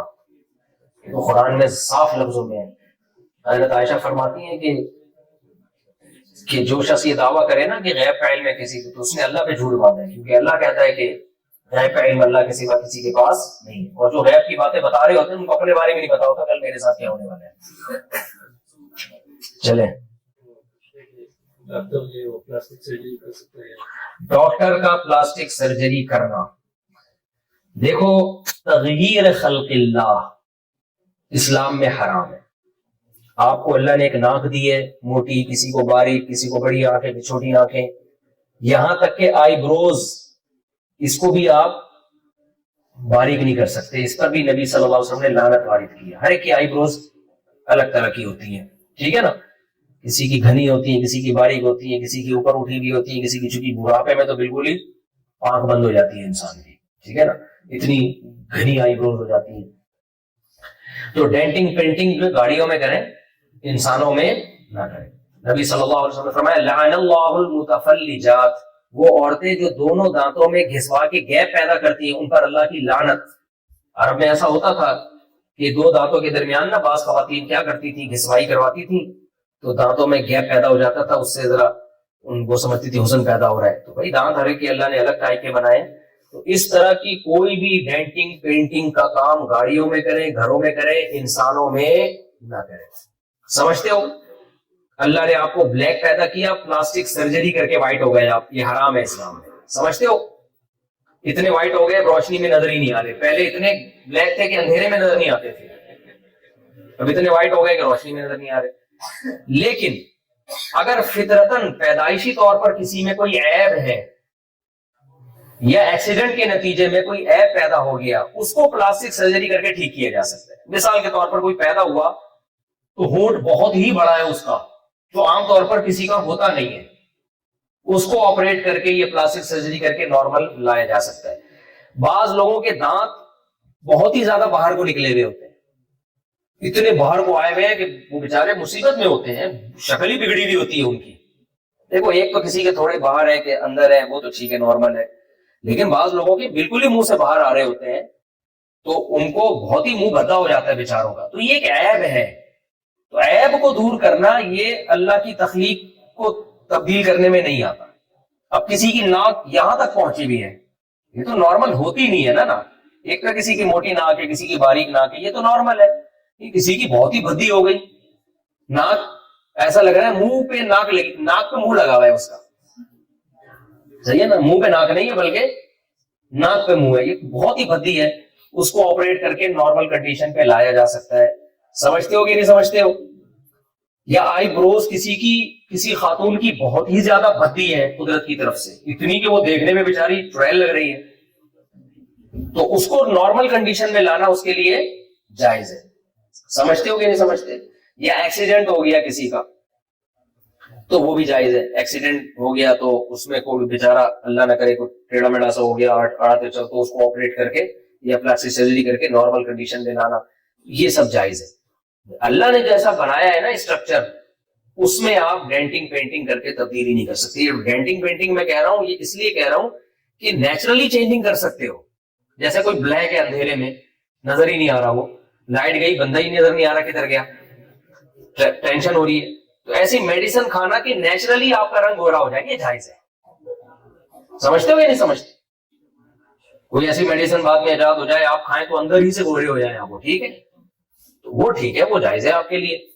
تو اس لیے آج ہی کسی خاتون نے مسئلہ پوچھا تھا, میں سرجن ہوں, پلاسٹک سرجری کرتی ہوں, تو بہت سی ایکٹر آتی ہیں اور بہت سے لوگ آتے ہیں کہ ہماری ناک ایسی کر دو جو ہے, اور ہمارے ہونٹ پتلی کر دو, کسی کو ہونٹ موٹے کروانے ہیں تو یہ آپریشن میں کر سکتی ہوں. آج ہی کی بات ہے, شاید امریکن ڈاکٹر تھی وہ, میں نے کہا حرام ہے, ناجائز ہے, آپ نہیں کر سکتی. انہوں نے کہا بس حرام ہے, اب نہیں کروں گی آپریشن میں. بعض لوگ بڑے ہمت والے ہوتے ہیں. میں نے کہا ایکسیڈنٹ ہو گیا نا, کسی کا آڑا ترچھا ہو گیا, مکہ لگایا آگے سے, اس نے زور سے لگا دیا, یہ بھی ہوتا ہے بعض دفعہ. چلیں جی. بیچنے کے لیے گھر ہے, کلائنٹ کے پاس پیسے نہیں ہے, اس نے اگر بینک والوں کو دیکھنے آپ کو پیسے دے دیے. ہاں, بیچنے کے لیے گھر ہے, کلائنٹ کے پاس پیسے نہیں ہے, اس نے بینک سے لون لے کے آپ کو پیسے دے دیے اور گھر خرید لیا, تو شرعاً جائز ہے یا نہیں؟ اس کے لیے لون لینے کا عمل ناجائز تھا, لیکن آپ کے لیے اس کو گھر بیچنا جائز ہے. سمجھتے ہو؟ کیونکہ وہ لون, ابھی میں نے پوری ڈیٹیل سے بتایا کہ وہ لون بذات خود حرام نہیں ہوتا, یہ عمل ناجائز ہوتا ہے. اب اس نے تو ناجائز عمل کر لیا, تو آپ کے لیے گھر بیچنا اس کو بہرحال جائز ہے. جس کمپنی میں جاب کرتے ہیں اگر آپ کو لائف انشورنس دیا ہے تو اس کو دے سکتے ہیں. جس کمپنی میں جاب کرتے ہیں اس نے اگر آپ کو لائف انشورنس دیا ہے تو لے سکتے ہیں کہ نہیں لے سکتے؟ یہ اچھا ہو گیا سوال آ گیا. دیکھو, ایک ہے لائف انشورنس کمپنی سے ڈائریکٹ آپ کا کانٹریکٹ, اس میں تو میں نے بتایا کہ وہ تفصیل ہے کہ جتنی قسطیں دی اور جتنی آئندہ دیں گے وہ حلال, پروفٹ حلال نہیں ہے. لیکن اگر کمپنی کا, آپ جس کمپنی میں جاب کر رہے ہو اس کا انشورنس کمپنی سے لین دین ہوا ہے, آپ کا ڈائریکٹ اس میں کوئی لین دین نہیں ہے, تو پھر آپ کے لیے علاج بالکل جائز ہے. سمجھتے ہو؟ پھر یہ تفصیل جو کمپنی جس میں جاب کر رہے ہو نا اس پہ لاگو ہوگی کہ کمپنی نے جتنی قسطیں اس کو دی ہیں اتنا کمپنی لے سکتی ہے, اس سے زیادہ نہیں. وہ پھر کمپنی جانے اور انشورنس کمپنی جانے. پھر آپ کے لیے کلیم کر کے جو انشورنس کمپنی سے علاج کروانا ہوگا وہ بہرحال جائز ہوگا, کیونکہ آپ اس معاملے میں ڈائریکٹ انوالو نہیں ہو. آپ یہی سمجھو گے کہ آپ کو آپ کی کمپنی ایک سہولت دے رہی ہے علاج کی, کیسے دے رہی ہے یہ اس کا ہیڈک ہے. سمجھتے ہو کہ نہیں سمجھتے؟ یہ پھر اس کا ہیڈک ہو جائے گا. چلو بھائی, سالگرہ منانا ٹھیک نہیں ہے بھائی. سالگرہ میں تو زندگی کم ہو رہی ہے, موت کے قریب جا رہے ہیں اور خوشی منا رہے ہو کہ میں 99 سال کا ہو گیا, میں لٹکنے والا ہوں, قبر میں اترنے والا ہوں. یہ خوشی بیوقوفوں کا کام ہے. جس ملک میں رہ رہے ہیں وہ عیسائی ملک ہے, تو اس کے جھنڈے کو سلوٹ کرنا کیسا ہے؟ کسی بھی کنٹری میں آپ جب رہتے ہیں تو ایگریمنٹ ہوتا ہے کہ اس ملک سے آپ وفا کریں گے اور اس ملک کے قانون کو آپ فالو کریں گے, تو اس کے جھنڈے کو سلوٹ کرنا بھی جائز ہے, کوئی حرج نہیں ہے اس میں. ہاں, ظلم میں کسی کا ساتھ دینا بھی جائز نہیں ہے, چاہے مسلم ہو یا غیر مسلم. جی. چھوٹے بچوں کو مسجد میں لے جانا, چھوٹے بچوں کو مسجد میں لے جانا چاہیے, صرف کیسا نہیں ہے کہ کیسا چاہیے, تاکہ بچوں کو عادت پڑے مسجد جانے کی. مطلب بہت چھوٹے بچے جن میں شعور ہی نہیں ہے ان کو نہیں لے جانا چاہیے. اب کیا ہوا, ایک دن ہم نماز پڑھ رہے تھے, ایک صاحب بالکل دودھ پیتے بچے کو گود میں لے کے نماز پڑھ رہے تھے. وہ اتنی بیچارے نے ٹے کی ہے کہ سب کی نماز ہی, حالانکہ ان کو چاہیے تھا اگر بہت زیادہ شور کر رہا ہے تو بچے پہ بھی رحم کا تقاضا یہ ہے کہ اب آپ نماز توڑ دو, سلام پھر کے باہر چلے جائیں. تو چاروں رکعتوں میں وہ ٹے بیچارے, چھوٹا بچہ تھا بہت زیادہ, تو اتنے چھوٹے بچے کو نہ لے کر آئے, باقی جو تھوڑے سے بڑے بچے ہیں ان کو لے آئے, اور شرارتیں کرتے بھی ہیں تو تھوڑا برداشت کر لیں, محبت سے سمجھا دیں. وہ ایک دیہاتی کی بحث آ گئی مسجد میں, مولوی صاحب نے ڈنڈا لے کے مارا اس کو, تو دیہاتی آیا, کہتے ہیں بے زبان جانور غلطی سے آ گیا, کبھی مجھے دیکھا آپ نے, کیوں مار رہے بیچارے, بے زبان بے وقوف ہے, آ گیا مسجد میں. تو ایسے بیچارے ناسمجھ بچے آ جاتے ہیں اور ہم سختیاں شروع کر دیتے ہیں. بھائی آنے تو بیچاروں کو تھوڑا سا نماز روزے کی عادت پڑے گی ان کو, پھر بچہ جہاں ہوگا تھوڑی وہ شرارتیں تو کرے گا نا. کیا خیال ہے؟ جو بچہ شرارتی نہیں ہے وہ بچہ ہی نہیں ہے, وہ بیوقوف ہے ایک نمبر کا. اور ہم جو اپنے زمانے میں شرارتیں کیا کرتے تھے, آج کل تو بچے وہ کرتے ہی نہیں ہیں. ہمارے زمانے میں ایسی شرارتیں ہوتی تھی, تراویح میں چلتی ہیں ٹائٹ شرارتیں. ادھر تراویح چل رہی ہے, گرمیوں کے روزے ہوتے تھے ہمارے بچپن کے. میں جب 9-10 سال کا تھا تو جون جولائی کے بہت خطرناک روزے تھے, بہت گرمی, اس وقت زیادہ ایئر کنڈیشنوں کا رواج بھی نہیں تھا. وہ روزہ رکھ کے ہم آدھے گھنٹہ پیدل چل کے اسکول جاتے تھے. 10 بجے سے پیاس لگنا شروع ہوتی تھی, تو پھر وہ اپنی ٹینشن تراویح میں دور کرتے تھے. تو تراویاں چل رہی ہوتی تھی, یہ پھسل رہے ہیں مسجد میں, دوڑ رہے ہیں, سلپ ہوتے ہوئے جاتے تھے نا, بھاگتے ہوئے آئے اور سلپ ہوتے ہوئے گئے, اور شرارتیں چل رہی ہیں. مزہ جب آتا تھا جب سلام پھرنے کا ٹائم ہوتا تھا, سارے ایسے صوفی بن کے نا تمیز سے آ کے بیٹھ جاتے, السلام علیکم ورحمۃ اللہ, السلام علیکم. لوگ دیکھتے تھے پتہ نہیں کون سا کر رہا تھا شرارت, اور ایسے بیٹھے ہوتے ہیں. اچھا وہ تراویح کی تسبیح بھی پڑھتے تھے, وہ تو ثابت نہیں ہے, لیکن بہرحال مسجد میں رواج تھا. سبحان ذی الملکوت والجبروت, وہ بھی یاد کی ہوئی تھی نا. تو لوگ سمجھتے تھے یار اس سے زیادہ نیک تو دنیا میں بچوں زیادہ نہیں. آج کل کے بچے بےچارے ویسے اتنے ٹھٹرے ویسے ہوتے ہیں. اور کوئی سوال؟ میں 3 یا 4 اولاد کے بعد ڈاکٹر جو ہے اپنے بند کر دیتے ہیں. ہاں کہہ رہے ہیں اس کنٹری میں 3 یا 4 بچوں کے بعد ڈاکٹر عورت کے جو ہے نا آپریشن کر دیتے ہیں. یہ حرام ہے, ناجائز ہے. قوت تولید ختم کرنا وقتی طور پر کسی ضرورت سے پیدائش روکی جا سکتی ہے وقتی طور پر, لیکن ایسے کہ اڈا ہی اڑا دیں کہ آئندہ بچہ ہی نہ ہو سکتا ہے, یہ حرام اور ناجائز ہے, کیونکہ یہ تغییر خلق اللہ میں آتا ہے. چلو بھائی, سوال کیا کہ شادی کی ضرورت ہے, جی لیکن والدین مان نہیں رہے, کہہ رہے کہ پہلے سیٹ ہو جاؤ. کئی لڑکوں نے یہ سوال پوچھا ہے کہ شادی کی ضرورت ہے, والدین مان نہیں رہے, وہ کہہ رہے پہلے سیٹ ہو جاؤ پھر شادی کرنا. حضرت مولانا عباد اللہ صاحب کا نام سنا ہے؟ ریون والے تبلیغ کے بہت بڑے بزرگ ہیں نا, نام سنا ہے؟ بہت پیارا بیان کرتے ہیں. وہ ایک دفعہ بیان میں بڑی پیاری بات کہہ رہے تھے, وہی بات میں دہراتا ہوں. وہ کہہ رہے تھے کہ لوگ کہتے ہیں کہ پہلے ہم سیٹ ہو جائیں پھر تبلیغ میں جائیں گے, تو اسی طرح میں بھی یہ کہتا ہوں کہ لوگ کہتے ہیں پہلے ہم سیٹ ہو جائیں پھر شادی کریں گے. تو انہوں نے بڑی پیاری مثال دی. انہوں نے کہا سیٹ ہوتے ہوتے نا عمر گزر جاتی ہے, مر جاتا ہے, اور قبر میں لٹایا جاتا ہے, پھر اس کا رخ قبلے کی طرف کیا جاتا ہے, لوگ بولتے ہیں اب سیٹ ہے, اب مٹی ڈال دو. کہتے ہیں اصل سیٹ اس وقت ہوتا ہے, اس سے پہلے کوئی سیٹ نہیں ہوتا.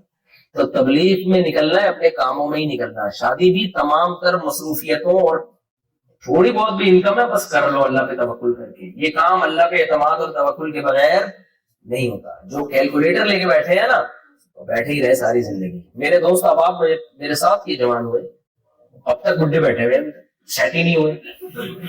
جب قبر میں لیٹیں گے لوگ بولیں گے اب سیٹ ہے, اب شادی کے قابل نہیں ہے.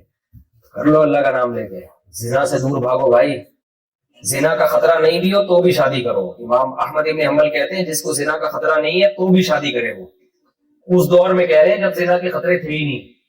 وجہ اس کی کہ خطرہ پیدا ہونے میں ٹائم کتنا لگتا ہے, اور دوسری بات یہ کہ خطرہ نہ بھی ہو تو بھی جتنا دیر سے کرو گے نقصان ہوگا نا, اولاد دیر سے ہوگی. آپ بڈھے ہو گے, اب چھوٹے چھوٹے بچوں کو پال رہے ہو گے. آپ جوانی میں دادا بنو, جوانی میں بولو میں دادا ہوں دادا, تمیز سے بات کرو. میرے بیٹے بھی ہیں, پوتے بھی ہیں, ایسے داماد بھی ہیں. تو جوانی میں تو شادی ہے. جوانی میں انسان میں طاقت بھی زیادہ ہوتی ہے, گھر کو سنبھال سکتا ہے, بچوں کو سنبھال سکتا ہے, ذمہ داریاں لے سکتا ہے.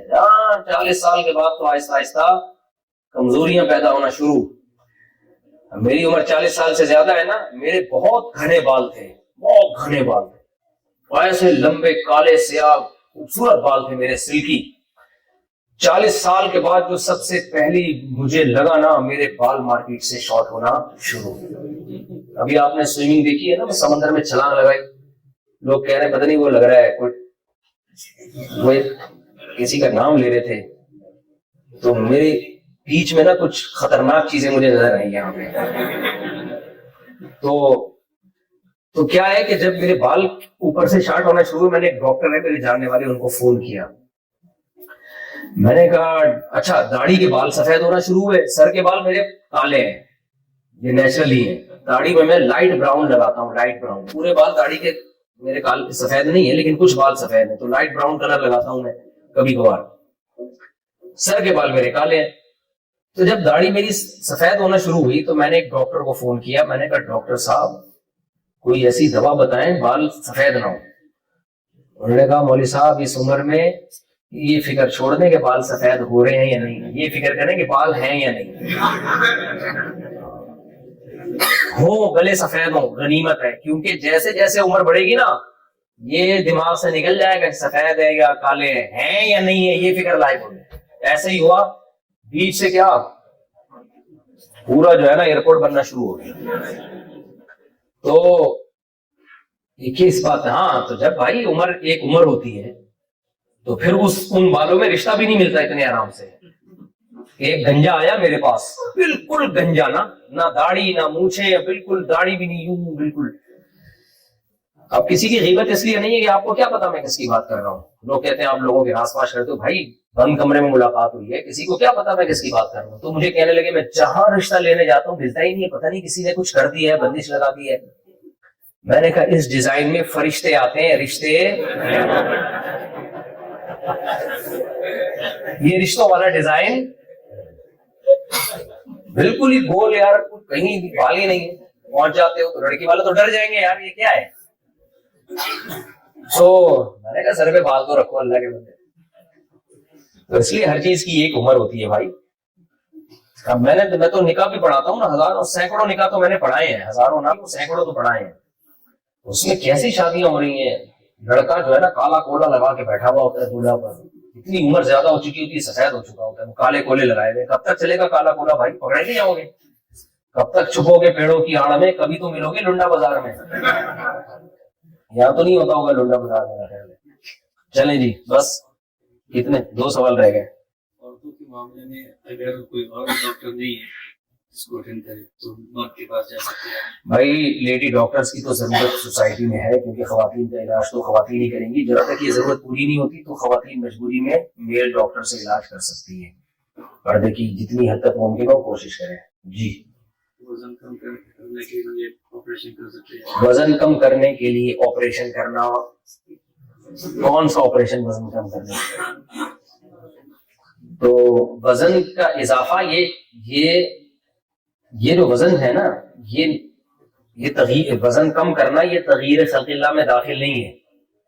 سمجھ رہے ہو؟ بعض دفعہ یہ ہوتا ہے کہ اتنا فیٹ پیدا ہو جاتا ہے ڈاکٹر آپریشن کر کے چربی نکالتے ہیں پوری. تو اس کو تغیر خلق اللہ نہیں کہیں گے، کیونکہ یہ چربی ہے، یہ آپ تھوڑی ہیں. صحیح ہے؟ یہ آپ تھوڑی ہیں، اتنی چربی آپ تھوڑی ہیں. تو اب کیا ہوتا ہے کہ آپ تو تھوڑے سے تھے اس میں، باقی تو آپ نے جو اضافی کھا کے اضافی بڑھایا ہے وہ آپ تھوڑی ہیں، وہ آپ نہیں ہیں. تو آپ کے علاوہ جتنی چیزیں آپ نکال سکتے ہیں آپریشن کر کے، سمجھ لیں. لیکن نیچرل طریقہ یہ نہیں ہے چربی کم کرنے کا. میں خیر ڈاکٹر نہیں ہوں، یہ ڈاکٹروں کی باتوں میں ٹانگ بھی نہیں اڑاتا. یہ جو میں نے لوگوں کو وہ ولاگ میں کہا نا یہاں پاناما میں کہ وہ آپریشن میں یہ کیا ہے، انہوں نے کیا ہے نا، یہ عمار بھائی نے اتنے تھے ماشاءاللہ، وہ جو آپریشن کر کے بیدے کا اتنے سے ہو گئے. تو لوگ میرا ولاگ دیکھ کے آپریشن نہ کرائیں، ڈاکٹر سے پوچھ کے کرائیں. میڈیکل سائنس میری فیلڈ نہیں ہے، یہ ڈاکٹروں کی فیلڈ ہے. تو وزن کم کرنے کا بھی ڈاکٹروں ہی سے سنا ہے، نیچرل طریقہ اختیار کریں. ایک تو وزن کم کریں ضرور، ہاں یہ 2 اور 2 4 کی طرح یہ بات طے شدہ ہے کہ زیادہ وزن صحت کے لیے نقصان دہ نہیں بلکہ بہت زیادہ نقصان دہ ہے. صرف نقصان دہ نہیں ہے، شوگر، بلڈ پریشر، کینسر، ان تمام بیماریوں میں وزن کا بہت دخل ہے. تو وزن کم کرنے کا نیچرل طریقہ اختیار کریں. وہ نیچرل یہی ہے کہ جاگنگ، ایکسرسائز اور لو کارب ڈائٹ. جو پراٹھے مراٹھے سفید آٹوں کے جو میں کھاتا ہوں یہ نہیں کھایا کریں آپ. اور چینی مینی مٹھائی لڈو مڈو کیا کرنا ہے، یہ سب چیزیں چھوڑنی پڑیں گی. تو اس طرح سے وزن کو نیچرل طریقے سے، کوئی اچھا ہے کوئی فزیکل فٹنس کا جو ماہر ہو، واقعی ایکسپرٹ ہو، اس سے بھی مدد لینی چاہیے. کیونکہ اپنے طور پر لوگ وزن کرتے ہیں تو وزن تو کم ہوتا ہے، تھوڑے آڑے ترچے ہو جاتے ہیں وہ، ٹھیک ہے نا. بہت زیادہ وزن کم کر دیتے ہیں، بڑے مسائل ہوتے ہیں. تو یہ باقاعدہ ٹرینر سے جو اس فیلڈ کے ماہر ہیں، ہر فیلڈ میں اس کے ماہرین کی بات کا اعتبار ہوتا ہے، لیکن کم ضرور کریں. ہاں میرے پاس ایک طریقہ وزن کم کرنے کا ہے جو میں اکثر بتاتا ہوں کہ جاپانیوں نے بس یہ آخری ہے، اس کے بعد بیان ختم. جاپانیوں کی عادت ہے فریش فش کھانے کی، تازہ مچھلی. تو کیا ہوا جاپان میں کمپنی نے کیا کیا، انہوں نے کہا کہ ہم جب سمندر سے مچھلی پکڑ کے لاتے ہیں، فریز کرتے ہیں، فروزن مچھلی یہ شوق سے کھاتے نہیں ہیں، تو فریش فش کے لیے ہم یہ کیا کریں گے کہ بھائی ہم کیا کریں گے، بھائی وہیں تالاب میں لا کے مچھلیاں ڈال دیں گے اور جس کسٹمر کو چاہیے تالاب سے نکالی, ان کو کھلا دی. تو اس طرح کے تجربے بھی ناکام ہوئے, پھر بھی ٹیسٹ وہ آ نہیں رہا تھا جو سمندر کی مچھلی کا ہے. تو بڑے جاپان کے ماہرین پریشان ہوئے کہ یار یہ کیا مسئلہ ہے, سمندر سے نکال کے کھاؤ تو الگ ٹیسٹ ہے, اور تالاب سے نکال کے کھاؤ تو الگ ٹیسٹ ہے, وہ ٹیسٹ کیوں نہیں آ رہا؟ تو پتہ یہ چلا کہ جی اگرچہ یہ زندہ ہے, وہ بھی زندہ ہے, لیکن سمندر میں دوڑتی پھرتی بہت ہے, یہاں دوڑنے کے لیے اتنی اسپیس ہے نہیں. تو مچھلی تو وہی ہے نا جو دوڑتی ہو, اتنی اسپیس ہی نہیں ہے, اس لیے ان میں ٹیسٹ نہیں آ رہا. تو ان کے ماہرین نے کیا کیا کہ ان تالابوں میں ایک شارک مچھلی لا کے چھوڑ دی. سمجھ رہے؟ اب وہ شارک مچھلی کھانے کے لیے ان مچھلیوں کے پیچھے بھاگتی ہر وقت, اور وہ آگے آگے, تو پکڑن پکڑائی پورا ایک کھیل ہو گیا.